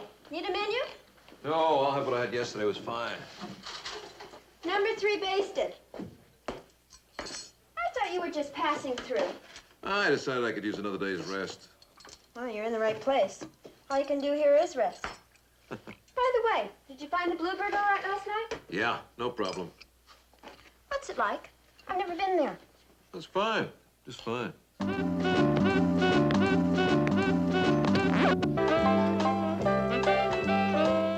Number 3 basted. Hi. Hi. Just as I need you, you appear.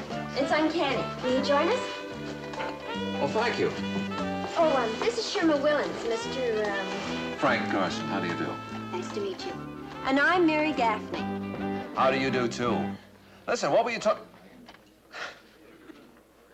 What was that about just as you needed me? Sherma here does not believe that anyone told me that the Bluebird was a fine place to eat. Well, it's the Bible truth. I mean, I did say it. Of course, I guess I should make a full confession. I only tried the bourbon. I didn't even try the food. That isn't a full confession. No? You were also not just passing through. Almost. I mean, I'm leaving tonight. I know. You're with the CIA. And Mr. Zuko, my boss at the coffee shop, he's an Albanian spy, right? No. Actually, I am an Albanian spy. Mr. Zuko's with the CIA. You know, maybe I better try some of this.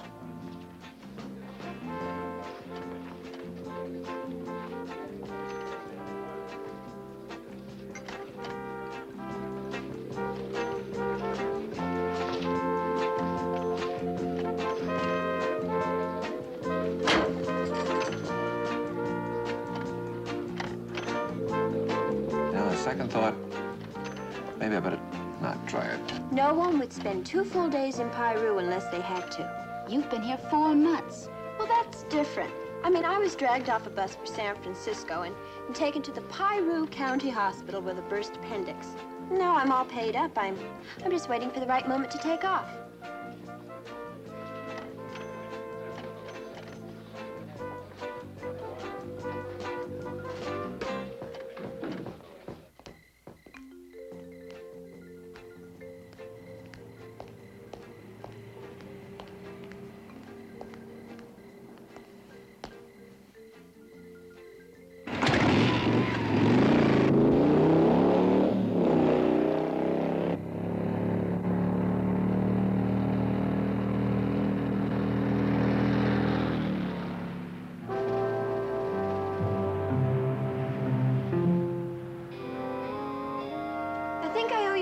apology. What for? Oh, for teasing you the way I did last night. Oh, I enjoyed it. No apologies are in order. You're really leaving today. Yeah. You're going east, huh? Mm-hmm. Wish you were heading west. Why? I'd ask you to take me along with you. I mean, just like that? No preparations, no 30-day notice to the boss or anything? Oh, I gave him 30 days' notice 60 days ago. Well, goodbye, Mary. You've brightened my stay in Pyro. Sure. That's why you stretched it 3 whole days. Listen, when you start out for San Francisco again, please don't pick up with some stranger. Take a bus. Oh, yes, sir. Good luck at whatever you do. And say hello to Mr. Hoover for me. Mr. Hoover is not with the CIA. But then again, neither am I. So I will say hello to him for you. You know what? I wish I was 10 years older and heading east. You're a nice kid, Mary. Goodbye. Bye.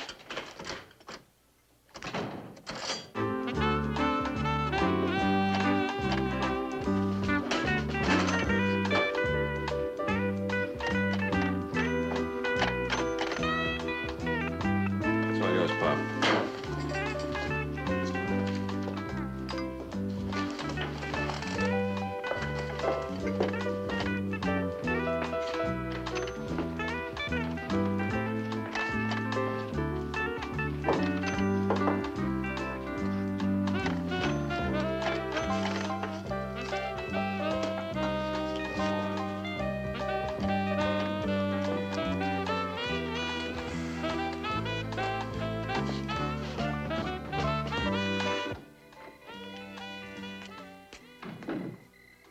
Gorson!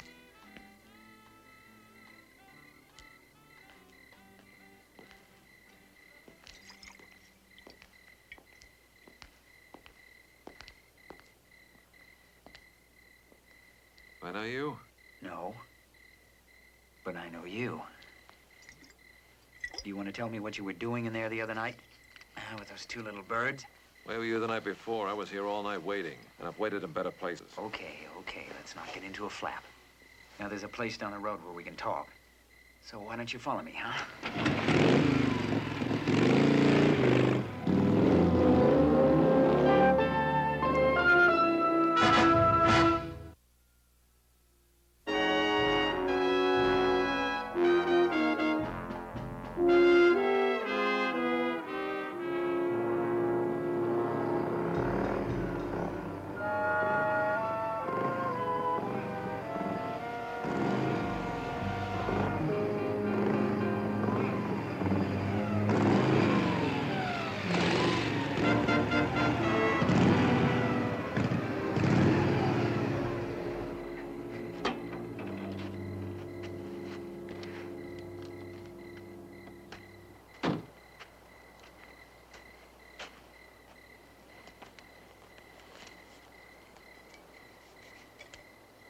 Now, what's the deep trouble you mentioned in your letter?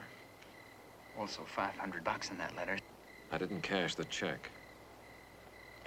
Well, what happens to me if you don't want any part of me, huh? Where do I stand in? Right where you started. What you tell me is privileged. I couldn't repeat it if I wanted to, and I won't. Now, what's your problem?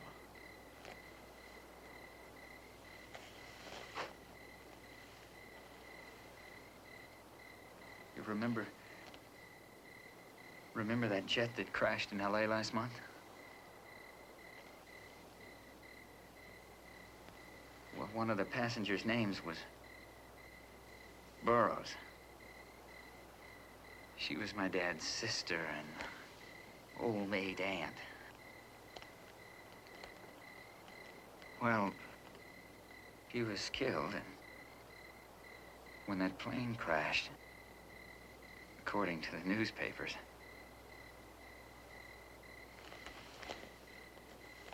the old boy here, he inherited 17 million bucks. You telling me you caused the crash? No, man, I am telling you that my name isn't Turner. It's Burroughs. Randy Burroughs, L.A., 3 years ago. A little girl named Mary Shaw was murdered.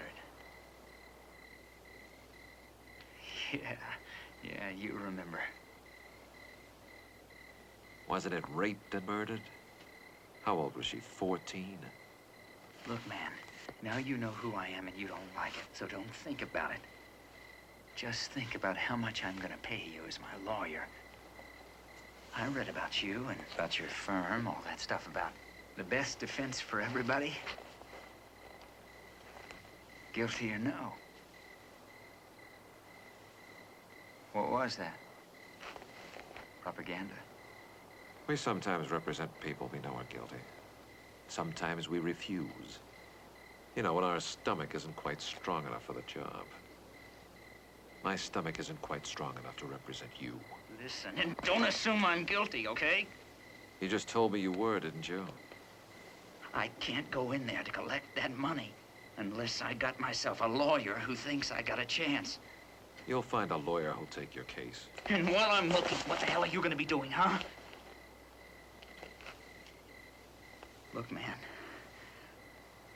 I can't run anymore. You know, it's not easy to find a place to hide.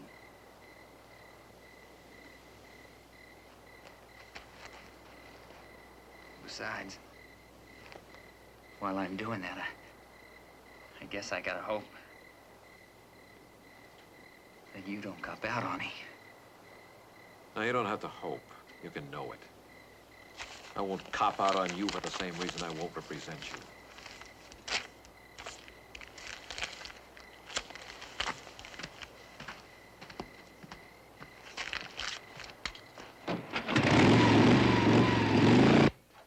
Mary?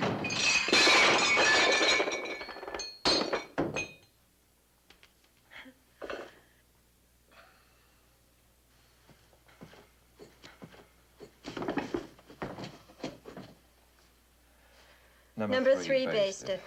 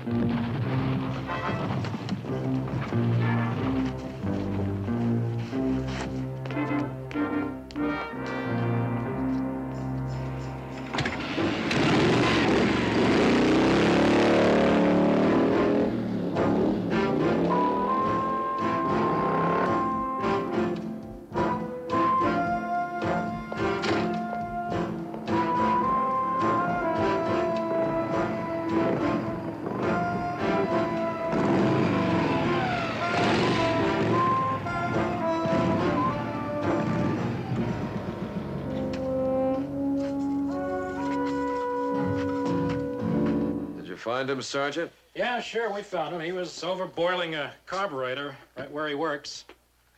Well? Well, Turner's boss says that he was away from the garage for a few minutes this morning. He went to pick up some gaskets in Portersville. And the story does check out. Doesn't give him a perfect alibi, but it does account for his absence. Have you decided to tell me why you think it was Turner who took a shot at you? No, Sergeant. I haven't. I'm sorry.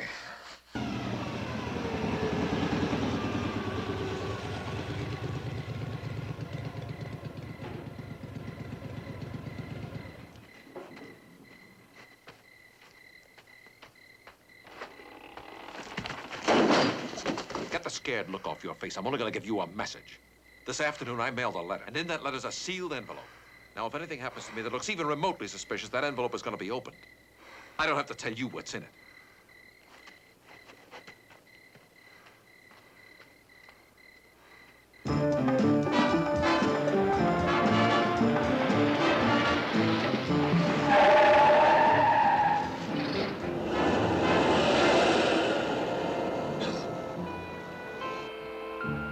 I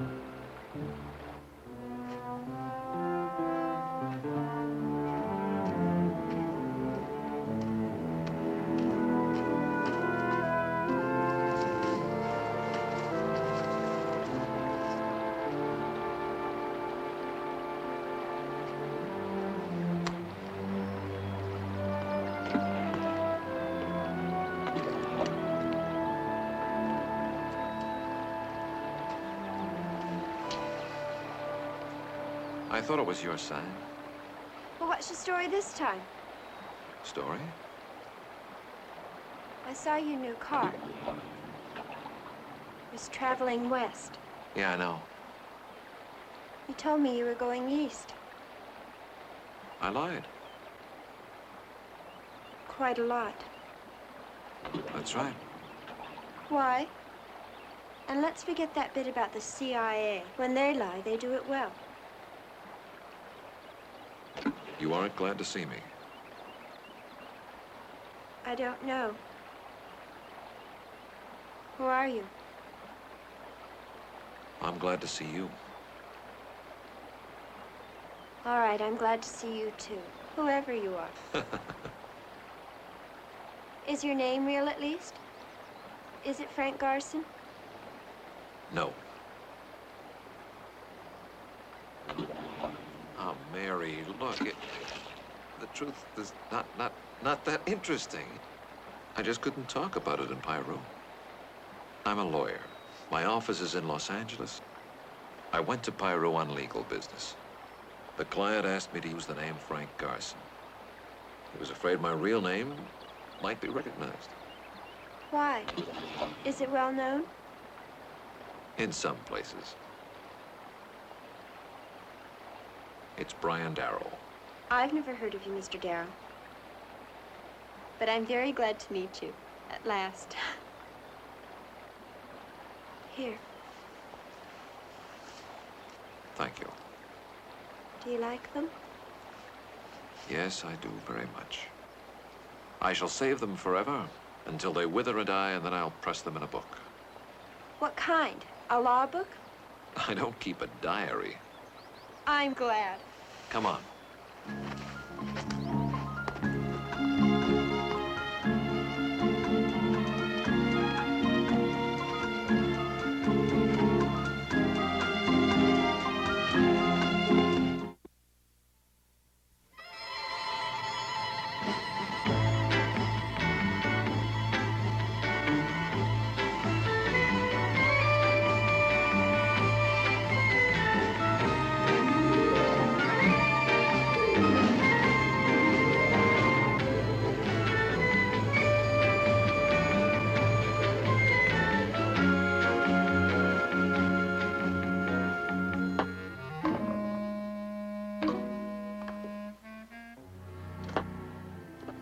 Walt, come on, please. I can't concentrate with you trying to make birdies in your office. And I can't concentrate any other way. Now, why don't you sit down? You're wearing a path in my putting green.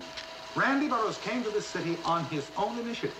He is going to stand trial of his own free choice. Because, gentlemen, he is innocent. Defending Burroughs would not only be distasteful, but I don't think it's a winnable case. Wasn't there a witness that saw Burroughs with the girl just about a few minutes before she was killed? Yeah, a man named Kratz. How about that $17 million? Isn't that what brought him back? Excuse me, ma'am. Oh, no, sir. He had no idea of the fortune that he'd come into. Why, if you could have seen the look of astonishment on this boy's face when I told him about it, you'd see that it had nothing whatever to do with his decision. Yes? Brian, I have a Mary Gaffney on the phone. Mary? Mary? I thought you were on a bus to San Francisco. Well, I got a job, so now I'm going to be staying in L.A. for a while. Well, what kind of a job? It's the same kind I had in Peru. What else? Where? Silver Goose. Ever hear of it? It's on 5th Street. No. Ever hear of the Silver Goose on 5th Street? My partner's heard of it. Mr. Canley, may I ask your client a question? As long as you don't want to guarantee, you can ask him a question. Mr. Burroughs, where have you been the past 3 years? Where have you been hiding? I don't like that word, hiding. Do you order breakfast by numbers there? Yeah, but you want number 5 here, not 3. I'll remember that. Mary, you take good care of yourself, you hear me? And if there's anything you ever need, you call me. But then I'll let him answer this one.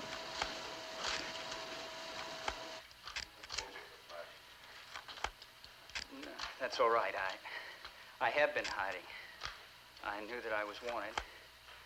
But the only reason I was hiding was because I hoped that the police would find the person or persons who really did do this. As far as the 17 million goes, that's all right, too. But I'd rather not say where I've been hiding, because innocent people, very kind people, might be embarrassed, maybe even hurt by it.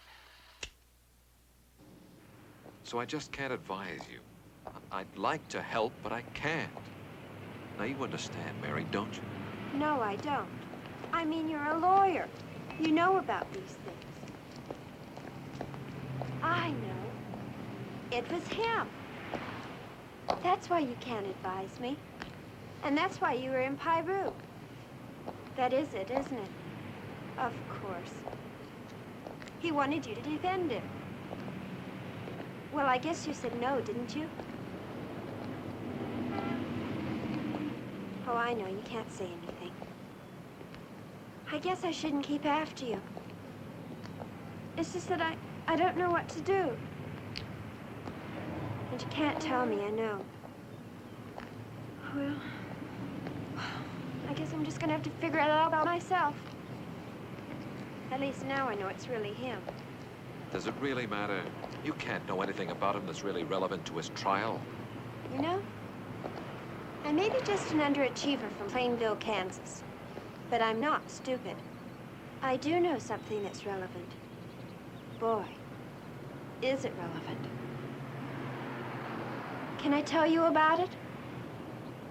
Mary, I'd love to know what you think you're talking about. But I'll just have to live without it.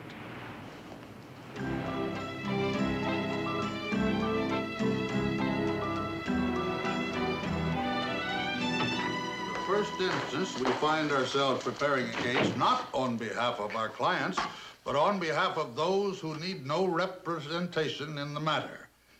More on this later. I think my partner's having a nervous breakdown. I've been sitting in at the Burroughs trial, and Hanley's going to win it. He's going to get that kid off free and clear. Yeah? How? Well, you remember the big witness, Kratz? Well, Kratz just got off the stand after testifying that Burroughs isn't the one he saw that night. They identified him 3 years ago, picked him out of a motor shot. Yeah, now, 3 years later, no, $17 million later, he says Burroughs isn't the one. The worst of it is Mary Gaffney knows something about Burroughs, something she thinks would nail him. Yeah, what is it? I don't know. Did she go to the DA? I don't think so. She wanted me to help her decide what to do. And, of course, your ethics wouldn't allow you to discuss it with her. I know. You think I'm a little rigid. Well, I think you're a lot rigid. I would tell her, and I think I might. I mean, how I feel about privileged information is a thoroughly personal matter, isn't it? Absolutely. You have your code of ethics. I have mine. The next fella has his. I respect your feelings, Brian. Thank you. I grew up in a rougher school than you did. It's too late for me to change. And I'm not interested in changing. What do you want me to do, Walt? Tell myself I can't go to the police with what I have because it's privileged information, so I should tell my partner so he can do it? What your partner does or does not do is his own affair. And there's something else, Walt. Would I be so strong for Mary testifying? Her head is on a chopping block if she goes against him and he gets off. Now, would I be so strong for it if I didn't know, if he hadn't told me he was guilty? My, but we're introspective.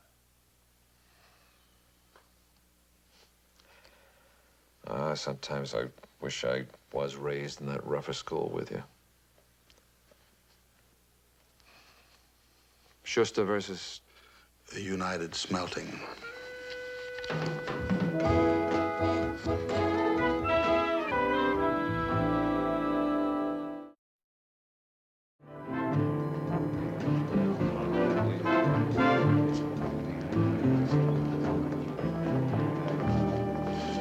Morning, Brian.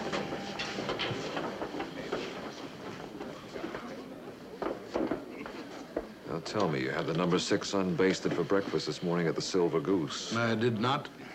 It was dinner. We had hamburgers. Oh, Brian, I'm so scared. Well, what if I testify and he gets away anyhow? I mean, with all that money, he could just do something terrible to me. Don't you worry. Nothing's going to happen to you.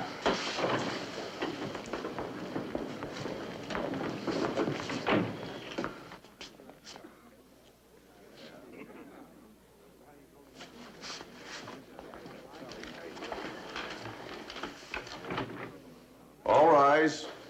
Department 31 of the Superior Court of the State of California in and for the County of Los Angeles is now in session. Honorable Carl E. Haynes presiding. Be seated.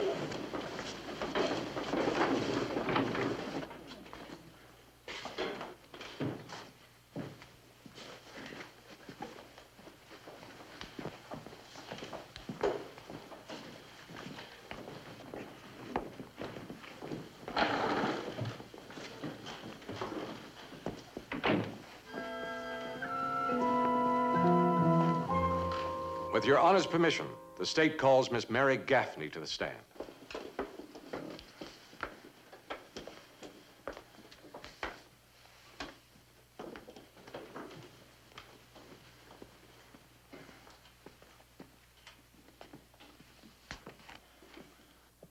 Please state your full name. Mary Eva Gaffney. Raise your right hand. You do solemnly affirm that the testimony you are about to give before this court shall be the truth, the whole truth, and nothing but the truth. You do this under the pains and penalties of perjury? I do. Be seated. Miss Gaffney, are you acquainted with the defendant? Yes, I am. Now, when did you make his acquaintance? It was about 3 months ago Where? in Piru, Colorado. Now, will you tell the court how you met him? Your Honor, I object. What Randy Burroughs was doing 3 months ago is immaterial and irrelevant. Your Honor, I am laying foundation for testimony from this witness, which is both relevant and material. All right. I'll allow you to continue for now. Thank you. Now, how did you meet him? He came into the coffee shop where I work. He was always asking me, to go out with him, but I would say no. He'd ask me out at least twice a week for about 2 months. You see, he had this beard, and he looked kind of grubby and... Objection! Sustained. Confine yourself to what happened, please. And, Mr. Phillips, I suggest that you get to relevant testimony. Did you go out on a date with Randy Burroughs? Well, I didn't know him by that name, but I did finally go out with him, yes. And what happened? Well, he got terribly drunk. Objection! Sustained. Strike that last statement. I won't warn you again, Mr. Phillips, but I expect you to see to it that the witness confines herself to what happened. Well, Your Honor, I believe that if the defendant got terribly drunk, it is a statement of what happened. It is a conclusion, Mr. Phillips, and the statement will be stricken from the record, along with your last remark. Mary, did the defendant drive you home? No, I drove. It was your car? No, it was his. Well, did he ask you to drive? Yes. Well, did he say why? Yes, he said, I think you better drive. I'm smashed. What time did you arrive at your residence? It's about 1:30 in the morning. And what did the defendant do when you got there? He tried to kiss me. Your Honor, it sounds as though we're going to hear evidence so prejudicial as to amount to grounds for a mistrial. Your Honor, my next question will establish the relevance and the admissibility of this girl's testimony. All right, Mr. Phillips, proceed. With caution. Thank you, Your Honor. Now, Mary, you were saying that it was 1:30 in the morning when you arrived at your residence. Yes, it was about 1:30. Did he kiss you? Well, he tried to, but I stopped him. What did he do then? Then he apologized. Then he asked me if I'd do him a favor. He asked me if I'd give him one of my stockings as a remembrance.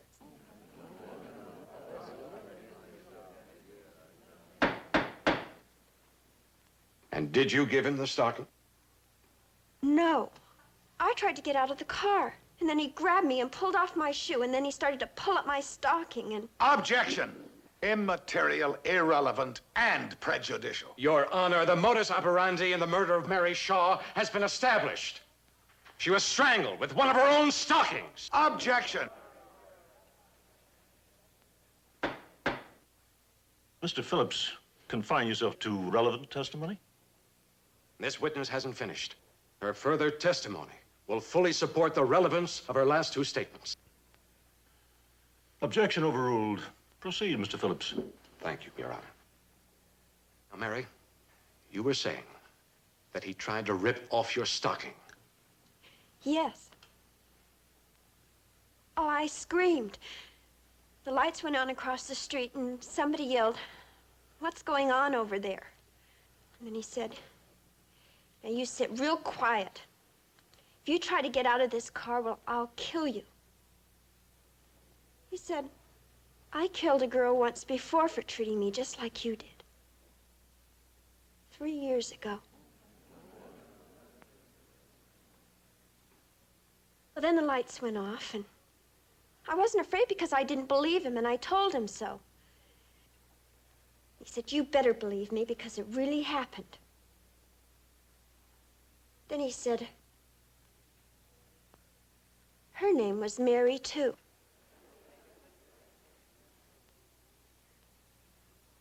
Well, that scared me because it sounded like the truth, so I grabbed for the handle of the door and I shoved it open and I tried to get out of the car.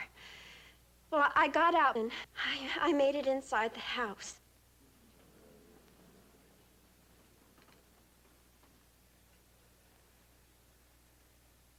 Thank you, Mary. Your witness, Mr. Hanley.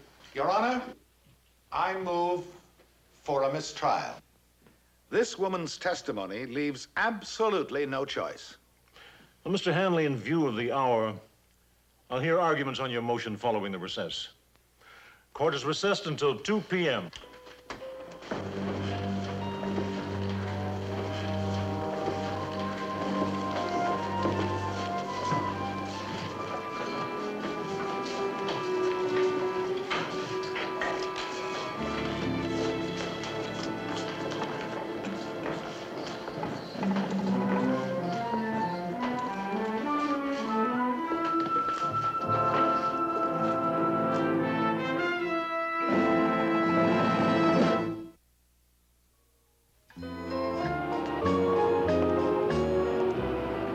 Your motion, Mr. Hanley, is therefore denied.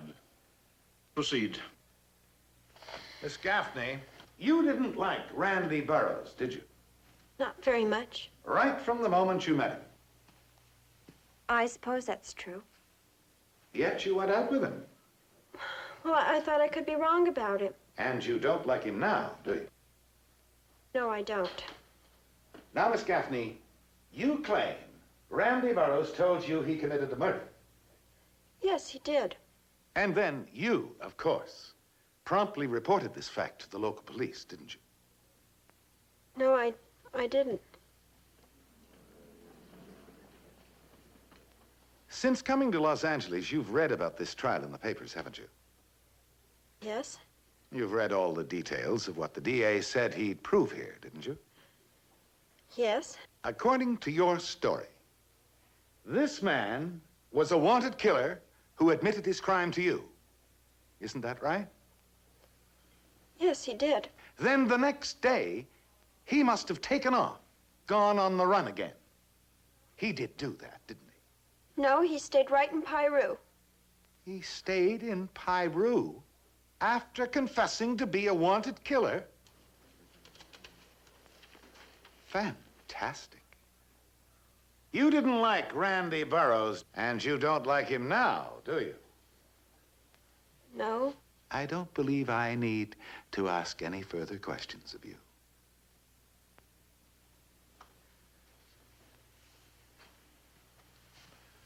Any redirect, Mr. Phillips? Yes, Your Honor. Most emphatically.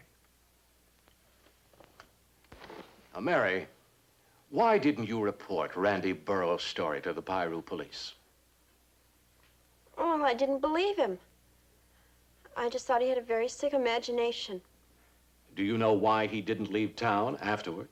Objection, Your Honor. There's no possible way that she would know the answer to that question. Your Honor, she does know the answer. Objection overruled. Please answer the question, Miss Gaffney. Well, it was about 3 o'clock in the afternoon, and he came into the coffee shop. He acted very nervous and worried, and he looked very pale. Then he ordered a cup of coffee, and he asked me what happened last night.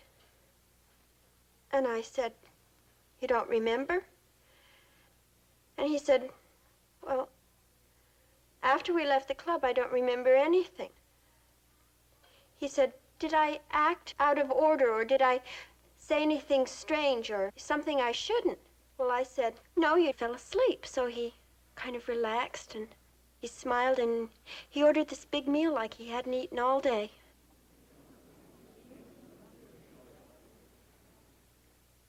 Thank you, Mary. No more questions. Mr. Hanley, do you wish to re-cross-examine the witness? No, Your Honor. The witness is excused. Court is recessed until 10 a.m. tomorrow.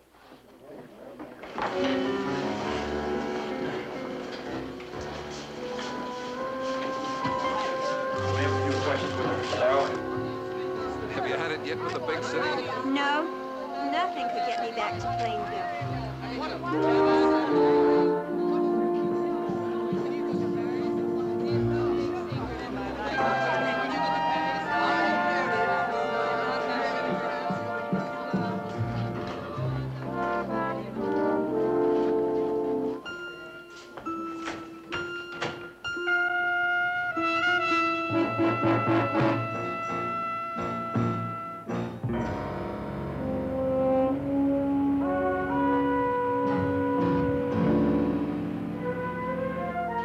Defendant, please rise and face the court. Will the jury foreman please hand the verdict to the clerk?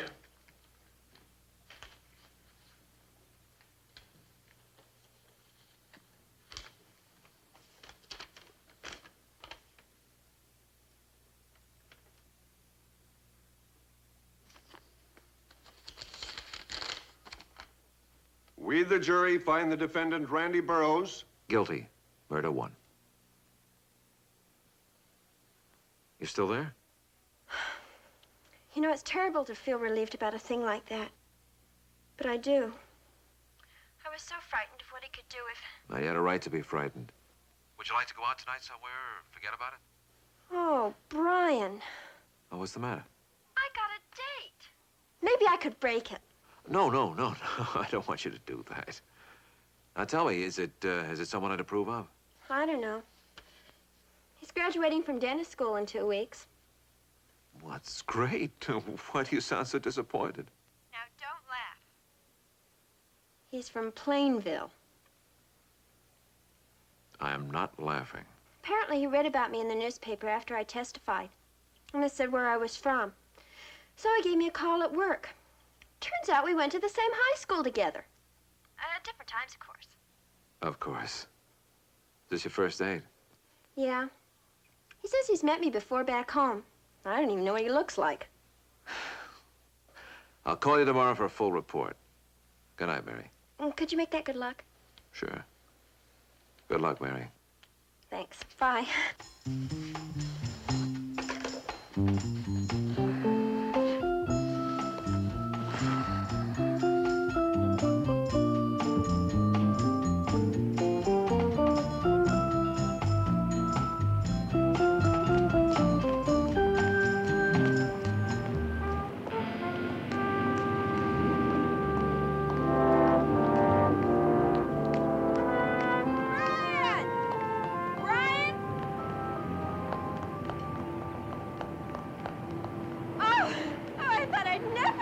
You. Why? What happened? I've got to be at the bus depot in 40 minutes. I'm going to Nevada. Nevada? Why? I'm getting married. Married? Who to? To him. Well, I mean, we only went on 3 dates, but I went to his graduation last night, and he asked me. Oh, Mary, that's wonderful. Totally wonderful. Now, listen, now, if you don't name one of your kids after me, oh, we're going to be finished for life. I'll name the first one Brian and the second one Daryl. Only if they're boys, please. Well, I guess I'd better let you go. Goodbye, Mary. Could you make that good luck? Good luck, Mary.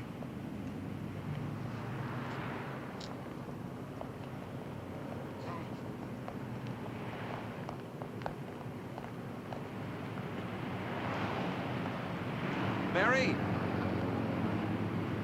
Where are you going to live? In Plainville.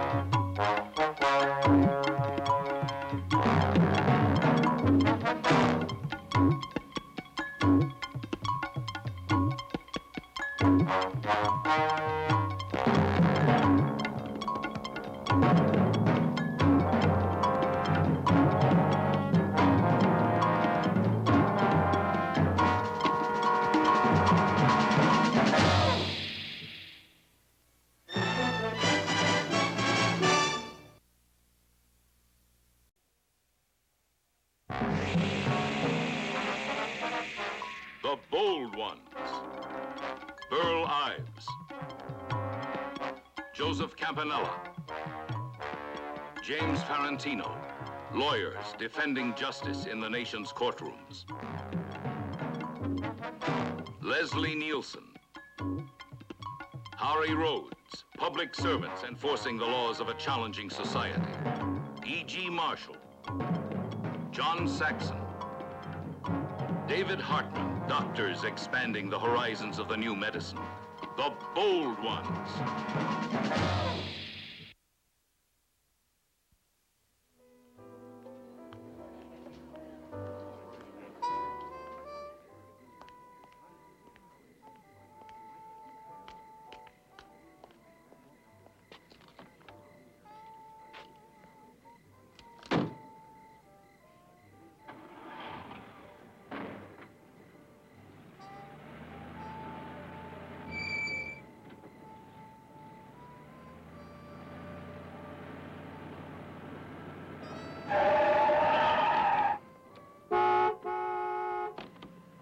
Come on, idiot, move it!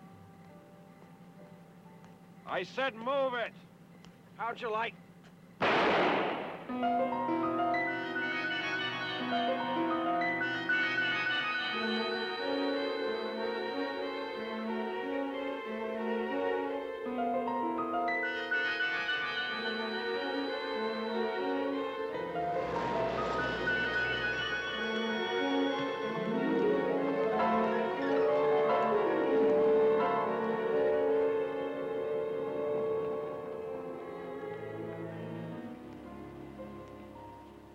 Mr. Nichols? I'm Phil Douglas, district attorney here. Well, worthy opponent, how do you do? You being from out in Hollywood, California, I thought if I could help with precedents, procedures. Well, I appreciate the courtesy, but I've tried cases here before. Not in Newman County, but in the state. Simplifies things then for the both of us. Mr. Hollister killed a pretty popular young man. Here's a copy of the statement he made. I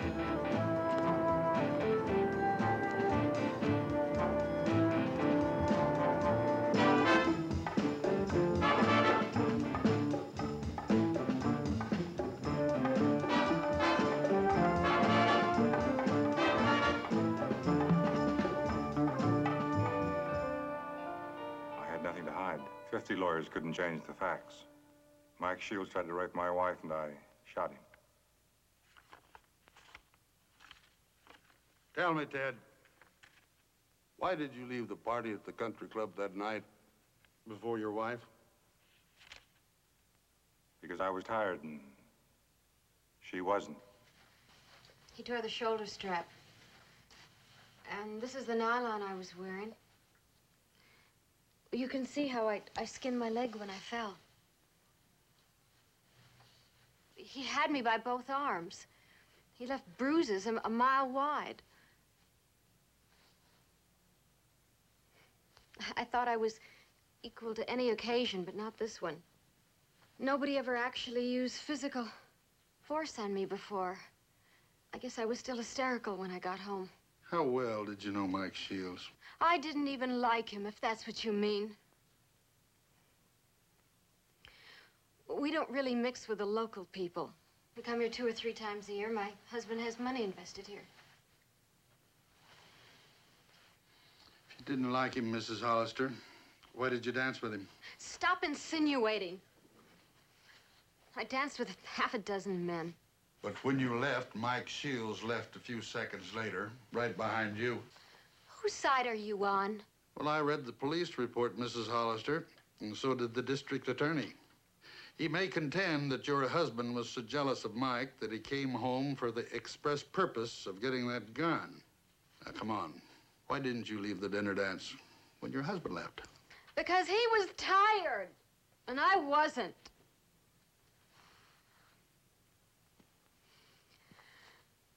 When I did leave, Mike Shields followed me. He had me against the side of my car, and he was tearing off my clothes before I could fight him off. Well, the only case the state can make is that you encouraged the victim and that your husband's act was deliberate, calculated revenge. That is not true. Exactly what I figured you'd plead. Temporary insanity, right? Why not? Seems to me we ought to settle on a plea that would admit to the act of my client, but save the overburdened taxpayers the expense of a trial, which I'm bound to win. Mm-hmm. No deal. I'm going after Hollister. That was a cold-blooded killing. I really believe that. Murder 1. Death penalty if I can get it. Ralph. Walter Nichols, attorney from out in Hollywood. Well. Ralph Turner, Walt. Well, I'll admit I did contrive to meet you. After all, Mike Shields, the closest thing I ever had to his son. I'm sorry. And I'm sorry we'll have to be antagonists with Mike Shields in the middle. You needn't be. Mike was a fine boy. He wouldn't have touched that woman, Nina Hollister. The DA tells me you put Mike through school. Till he got a football scholarship down at Keating, yes. But he would have been a pro himself. He hadn't smashed himself up on a motorcycle. You ended your career, as I recall, as a prisoner of war. I see I run across one of my vast army of fans. Yeah, limping down the corridors of time. Oh, I admit I love football, but now my game is poker. Didn't I hear somewhere that poker was your game, too? Yeah, I enjoy the kind of competition I can meet sitting down. Mike was my liaison man with the Pentagon. They loved him. All the boys did. Everyone did. You aren't going to attack that dead boy, are you? Well, I hope not. But I may have to. Well, don't. That'd be losing strategy. Bad strategy, if you want to save your client's neck. By the way, do you like your poker rough? Well, how rough? Well, a few of the local boys, we get together at my house, table stakes and cash. Sounds reasonable.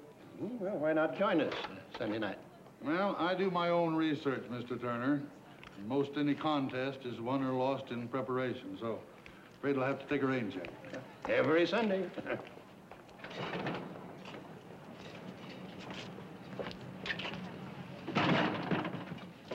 Well, thanks for the invitation and the lunch. I read again From the defendant's confession, he tried to tear her dress off. Her stockings were torn. She was bleeding. She was almost hysterical. Objection. This is not a proper cross-examination. The confession made to the police by Mr. Hollister was placed in evidence by the state, and I'm addressing myself to Mr. Shields' attitude toward women, a subject introduced by the state. Objection overruled. I read again from the defendant's confession, quote, I don't clearly recall what happened after that until I shot him.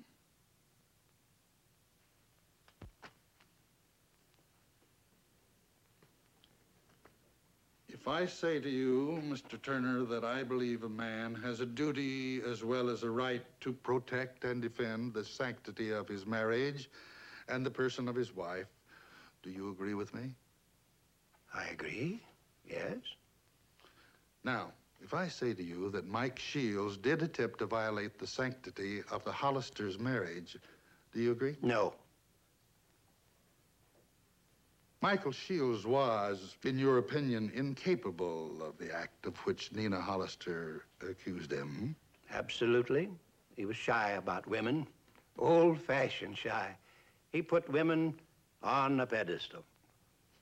And you knew him intimately well? I think I've established that fact, yes. And found him faultless? Well, not faultless. No one's exactly faultless, but if you say blameless, yes. The notion of harming a woman would never have occurred to him. Never.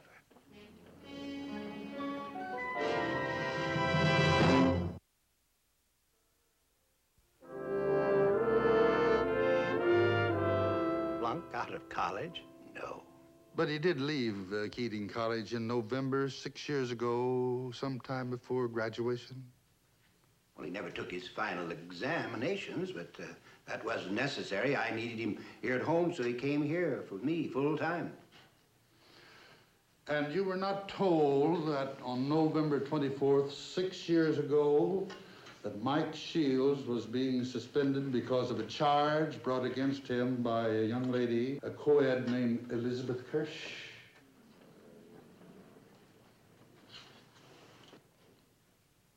Mr. Turner, please answer the question. There was a misunderstanding. You are attacking a boy who can't be here to defend himself. The confidential files, the records of Keating College indicate he was there to defend himself at the time. The story was suppressed, but I think you can tell us about that. Nobody knows what happened. Nothing was ever proved. Of course, we tried to save the boy embarrassment, but this Elizabeth Kirsch was just another... Just another aggressive woman like Nina Hollister? Yes. 5 witnesses appeared to corroborate Elizabeth Kirsch's allegation that she was trying to avoid Mike Shields at a fraternity party. Objection. Mike Shields is not on trial here. Neither, if the court pleases, Nina Hollister. But we've been exploring her character for some time in detail. We are remiss in justice if we do not explore his equally. Objection overruled. You may proceed.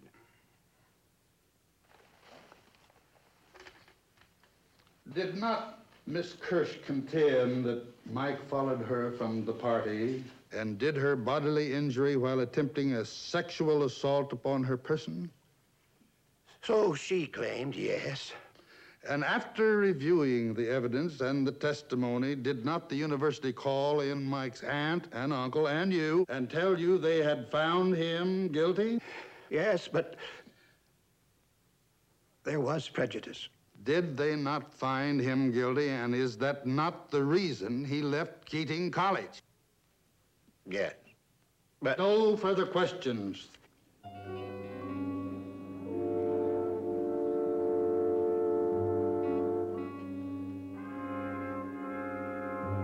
Bailiff will remove the defendant. Court will recess until 10 o'clock Monday morning.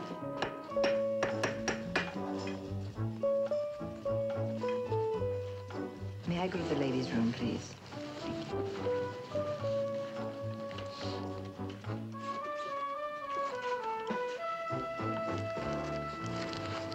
May I have change for cigarettes, please? Thank you.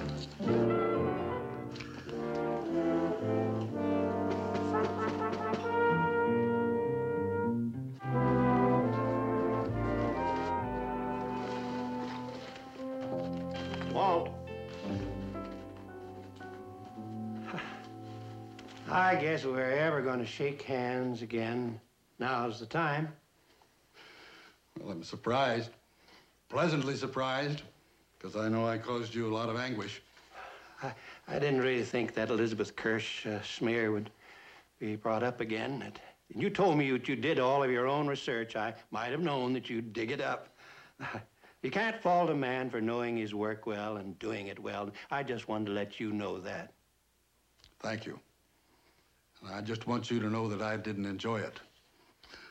Oh, the other day you invited me to one of your Sunday night poker parties, and well, I refused. I wondered if I could reverse that decision. Well, if you hadn't brought that up, I would have myself. You gonna put Hollister on a stand tomorrow? Yes, I am. Mel, you in for 100? Yeah, I'm in.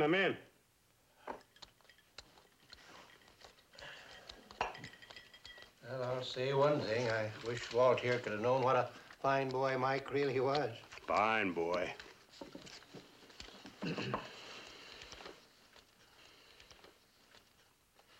Well, I can't open.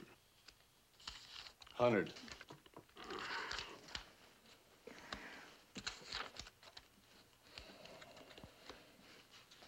Three cards. 2. Give me one. 2, please.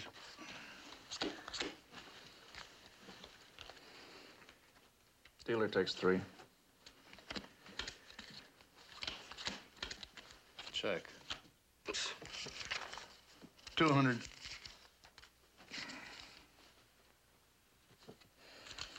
And raise 50. Another 50. Raise another 100. I'm out. I'm gonna call you, Walt. I think you kept a kicker. 3 9s. I thought 2 pair would win it. And the state has made no attempt to deny a man's right to protect and defend his marriage. Now, did the defendant, with premeditation and malice aforethought, go out and kill a man because of long smoldering jealousy? The state has been unable to establish that any jealousy existed. Wasn't the defendant for a little while driven out of his reason into a blinding rage by evidence he saw that the woman he loved had been assaulted and injured? It seems to me that the state has made your decision easy. They have charged the defendant with premeditated murder. Now, you can't possibly find premeditation here, and you therefore cannot find Ted Hollister guilty as charged.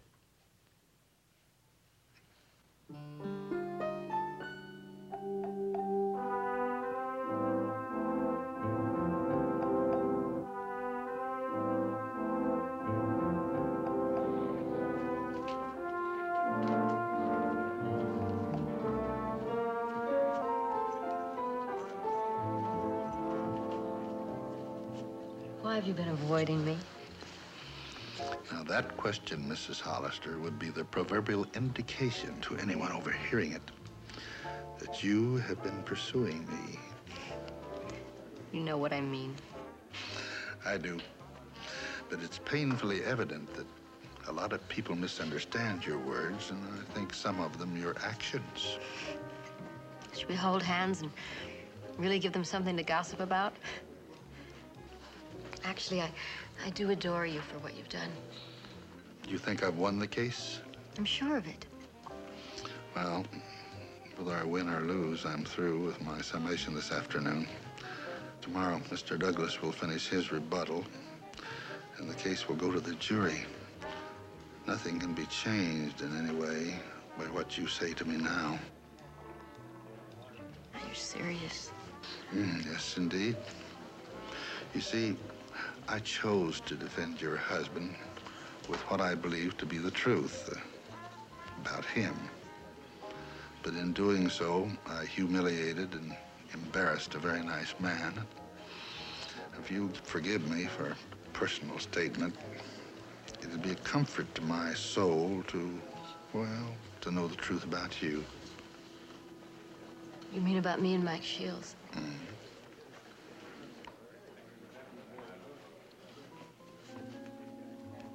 I've had 3 love affairs in my life. One when I was in college, one shortly before I married Ted, and one with myself. I like and respect my husband. Sometimes I love him. But we're not in love. I flirt. I flirt because my vanity needs it. I did not flirt with Mike Shields, Mr. Nichols. I didn't even like him. I'll tell you why. Because he was more vain than I am. Every word I said to you or Ted about what happened that night was true. Thank you, Mrs. Hollister. Thank you. Clerk will read the verdict. We, the jury, find the defendant to the charge of murder in the first degree not guilty. Thank you. The court wishes to thank the jury for its patience, its obedience to instruction, and its prompt exercise of justice. Jury is dismissed.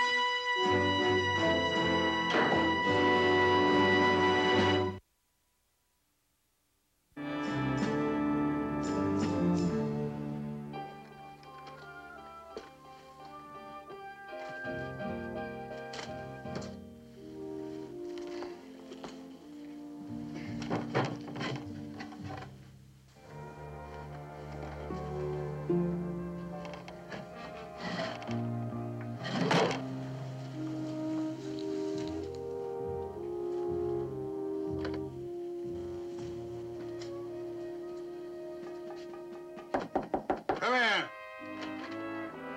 Mr. Nichols? Yes. Police. I'm Detective Cotton. This is Detective Archer. I was just about to call you. Somebody's entered my room and taken some money. Well, that's another matter. I have a warrant for your arrest. On what charge? Bribery, Mr. Nichols. Suborning one of the Hollister jurors.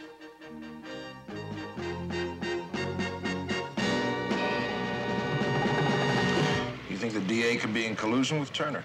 Only to the extent that he will thoroughly enjoy his duty. Talk about Ralph Turner for a minute, Walt.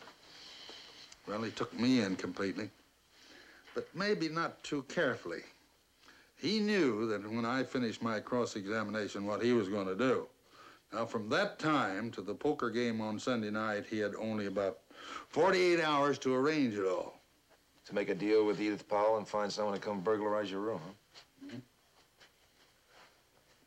Why would Turner do it? Just vengeance. Just vengeance. That's been a mighty powerful motive for as many centuries as we have literature to prove it. I humiliated him in a town he almost owns, and I made a liar out of him as well. Walt, he knew you left that poker game with a wad of money. But how could he have known you'd stash it here in your room? If he's having me watched, he knew. Well, why didn't you leave the money in the hotel safe? No night clerk on duty. But it just didn't seem important to me. What's important to me now is I'm tired. All right, just clear my mind on one point. As attorney to client, did you have any contact of any kind with Edith Powell? No. And let me clear your mind on a more important point. I'm going to defend myself. Walt, are you crazy? You can't... I'm sorry, Neil, but I'm at least the second best trial lawyer I know. I'd like for you to stay around and do some legwork for me, if you will. You're gonna need a lot more than legwork. Or hasn't it occurred to you that you're not too popular around here? I know. This arrest isn't a new event. It's simply the second round. I won the first, now they want me for a showdown. Can you imagine how it would disappoint them if I were to send you into the arena instead of myself? No, sir. Unthinkable. Go to bed. Where the devil do you people get the idea? Just because a janitor or a thief. I got honest people working for me. I couldn't stay in business. Well, can't you at least tell me what crew you sent up to the Metropole Hotel last Monday night? That's another thing. Just try and keep a lousy crew in this lousy business. You break them in, you turn around, and they're gone. I'll tell you 3 of that crew is gone. I'll tell you what, Mr. Swift. You give me a list of the names, and I'll pay you $5 a name. Sit down. You know Edith Powell's a widow, raising 2 girls on pension money and having a very rough time. A lot of money would be a big thing to her, solve a lot of problems. Oh, and I called Dorothy Daly. She's going to check out Mrs. Powell around the clock. What's that going to gain us? Well, who knows? I just keep wondering that if there's a connection between her and Turner. And if there is, Dorothy will dig it out. Well, you got 6 days. I've been assured by the district attorney, no less, that this case will be put on the calendar Thursday next. All rise.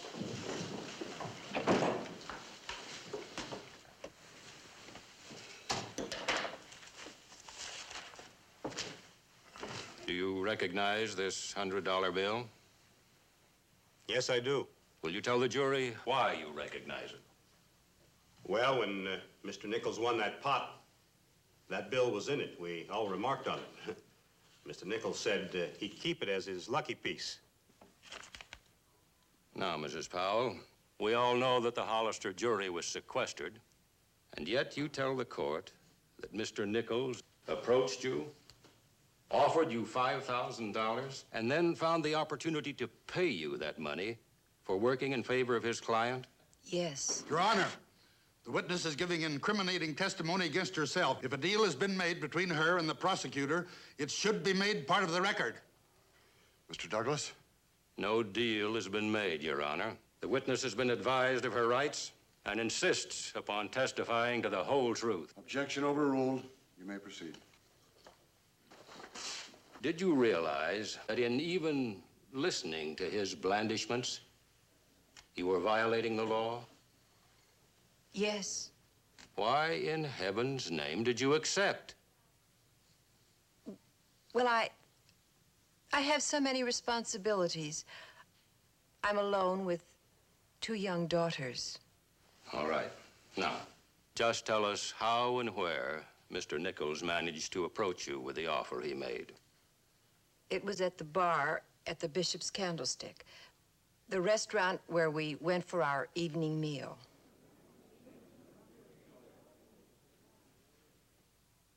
She's been giving a great performance. Playing it like Little Nell. If I read that jury right, they're believing it. Has Dorothy come up with anything yet? No, if there's anything between Mrs. Powell and Turner, they're cooling it. How are you doing with the janitors? I'm going to see the last one on the list at 6:30 at the employment agency.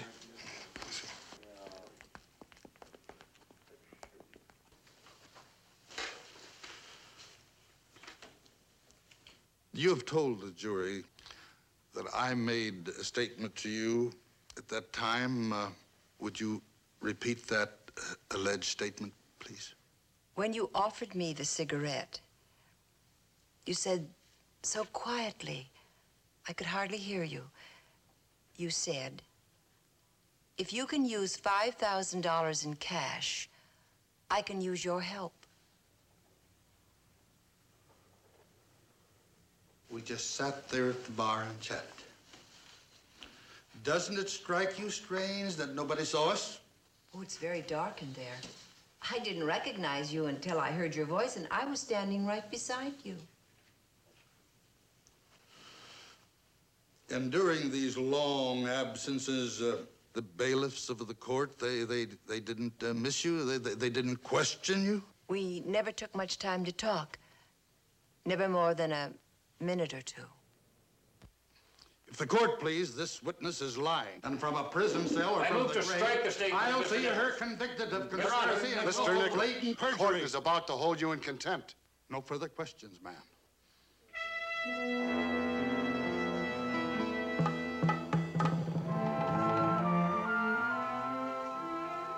No, pero entró con nosotros cuando fuimos a trabajar. ¿Qué hizo? Pues estaba limpiando el segundo piso y luego lo vi. Después se despidió deprisa y corrió abajo de las escaleras. Estoy segura que si lo veo otra vez, lo conozco. Bueno. A man went in with the janitor crew or followed him in, someone she didn't know. She saw him on the second floor near your room. He ducked and ran down the stairs. She's sure she'd know him if she saw him again.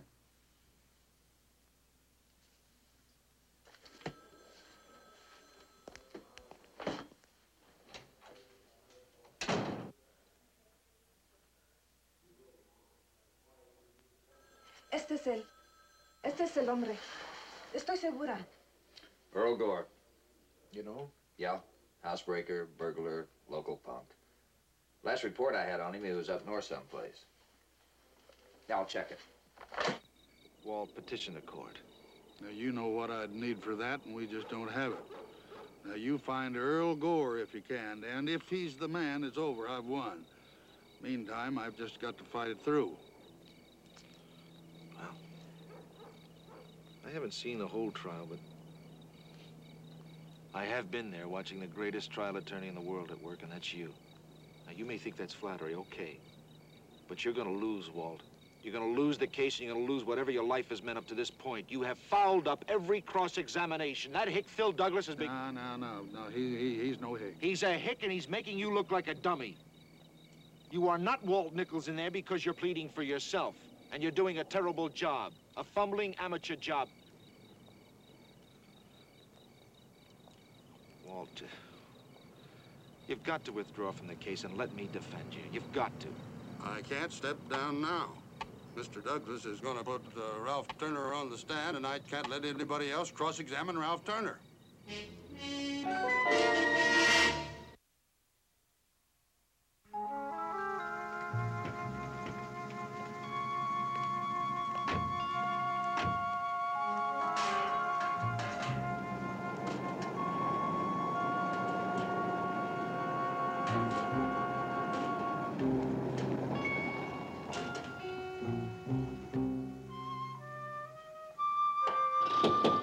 Earl Gore. Come on, Gore, open up another cup.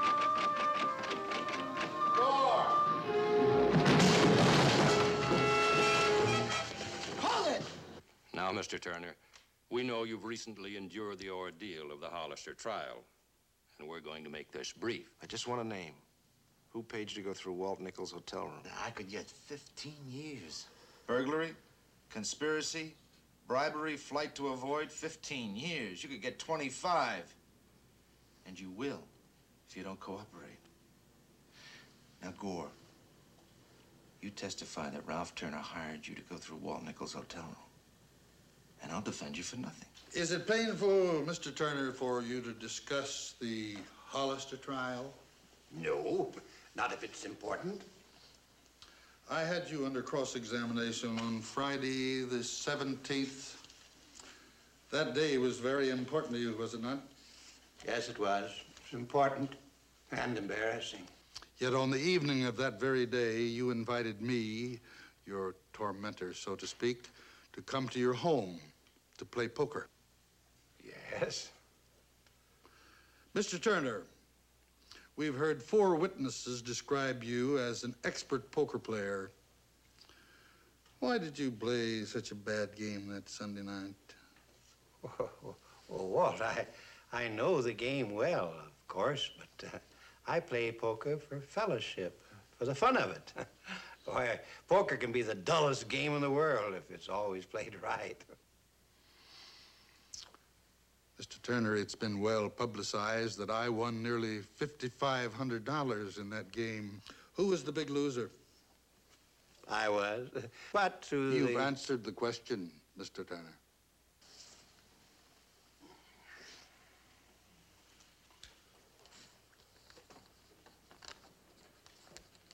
From whom did I win this $100 bill, my so-called lucky piece? Well, I don't know. Are you aware that 2 of the players testified that I won it from you? Why, if they say so, they probably did. I put it to you, sir, that you wanted me to leave that game a $5,000 winner and with this $100 bill in my possession because you planned for motives of revenge to use that money against me later. Objection. Improper cross-examination. The witness is being... If the court please, I'm prepared to call Mr. Turner as a hostile witness for the defense. But it would prolong these proceedings without improving them. Objection sustained. However, you will have the opportunity to make these points in your summation, Mr. Nichols. Mr. Turner, you came to my hotel on the evening of the 17th to invite me to that poker game. No, Walt. I came to tell you that I harbored no ill feelings about what had happened at the court. I had been hurt, but I came to shake your hand. Isn't that so? Isn't that what I said? And wasn't it you that brought up the poker game? I invited you to play poker the first time we met, which was before the trial.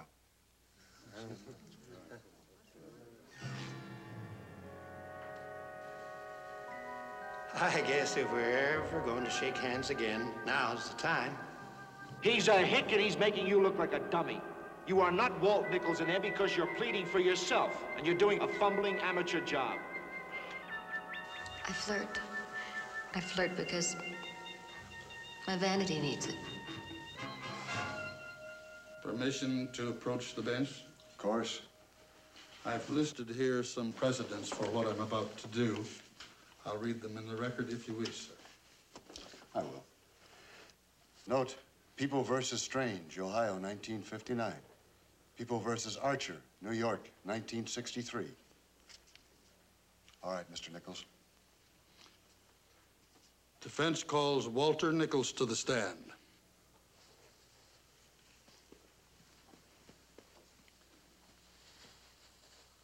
You swear the testimony you're about to give is the truth, the whole truth, and nothing but the truth, so help you God? I do. I present myself, duly sworn, as my only witness. State will cross-examine, if it so desires, of course. But under the precedents presented to the court, what I say now will constitute my testimony and my final argument as well.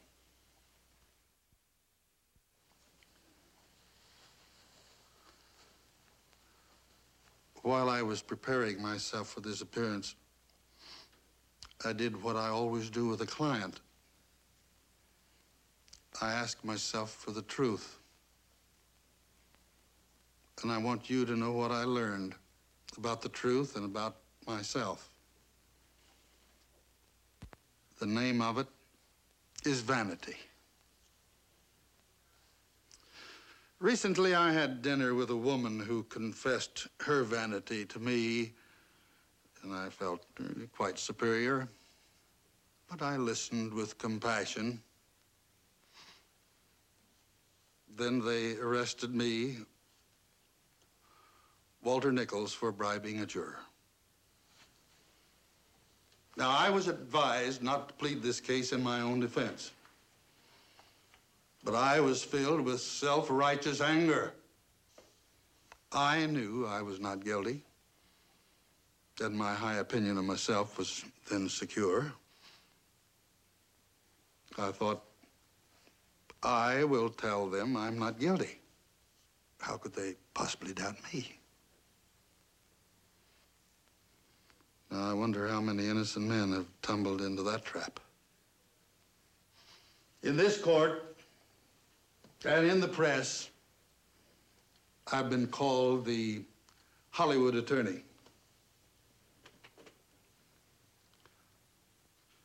I was born and raised in southern Illinois near a town not half the size of this one. I've given my career to the defense of the accused.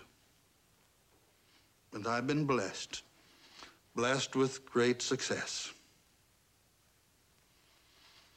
And I came to these proceedings thinking of myself in terms of the publicity that I have received.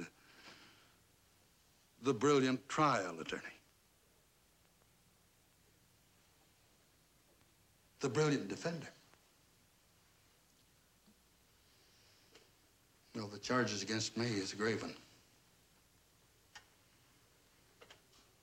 And you heard me say in my opening argument that I would prove it untrue. Well, I say now that I have not done so. I have left you where no good attorney should ever leave a jury, with the terrible task of deciding who to believe. So I ask you now, what could I have gained by bribing Edith Powell? A reputation? No, my reputation, well, was then secure. Now, why would I risk it all at this time of life?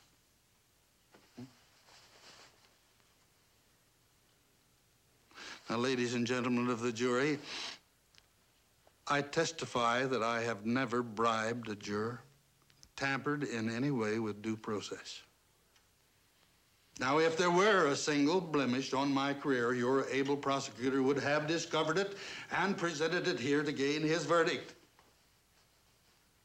I testify to you that I did not bribe Edith Powell.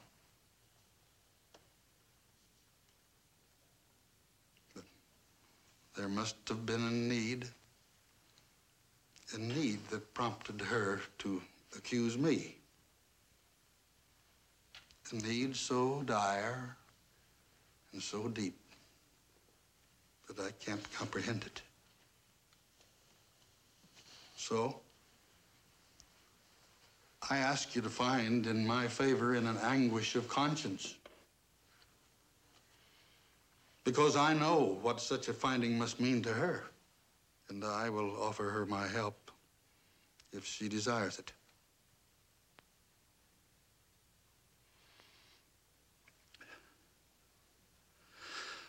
I believe at this moment, as I have all my life in the American jury system, but I think I have never charged a jury with a heavier responsibility. I know that I'm innocent, but you must decide on the evidence.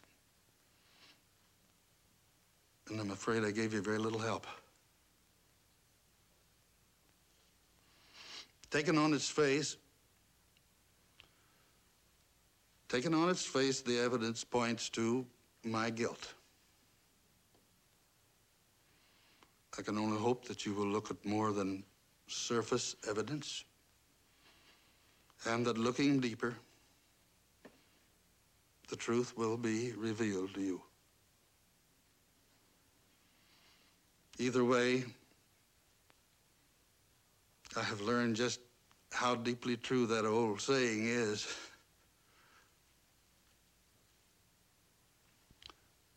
The lawyer who defends himself has a fool for client. Defense rests. I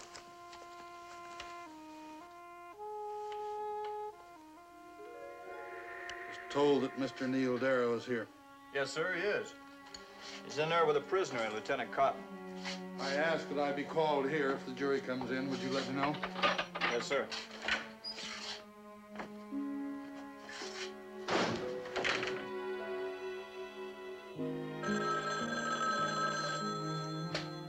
Sergeant Bradley. Yeah, he's here. I'll tell him. Be seated. Will the defendant rise and face the court? Will the jury foreman please pass the verdict to the clerk?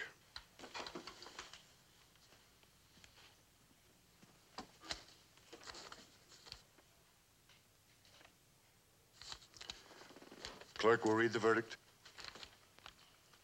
We, the jury, find the defendant on the count of suborning a juror not guilty. On the count of bribing a juror, not guilty. The court wishes to thank the jury for its patience and attention. Jury dismissed. Defendant is released. Court is adjourned.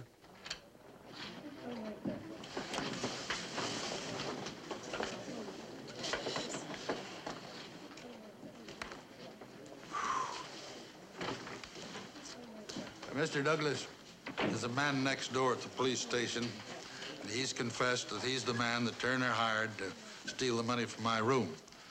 So tomorrow won't be a complete loss.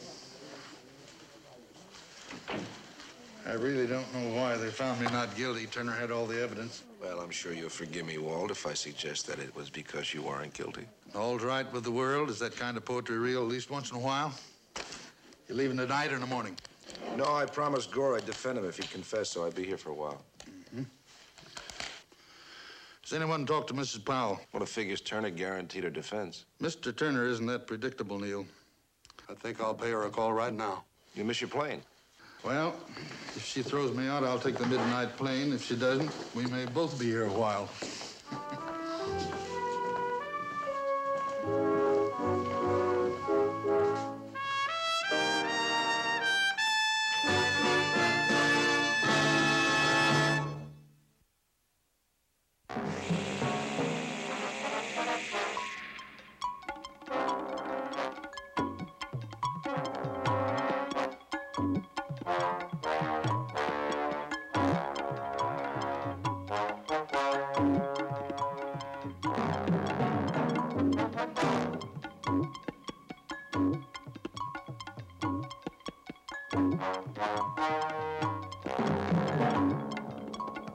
Thank you.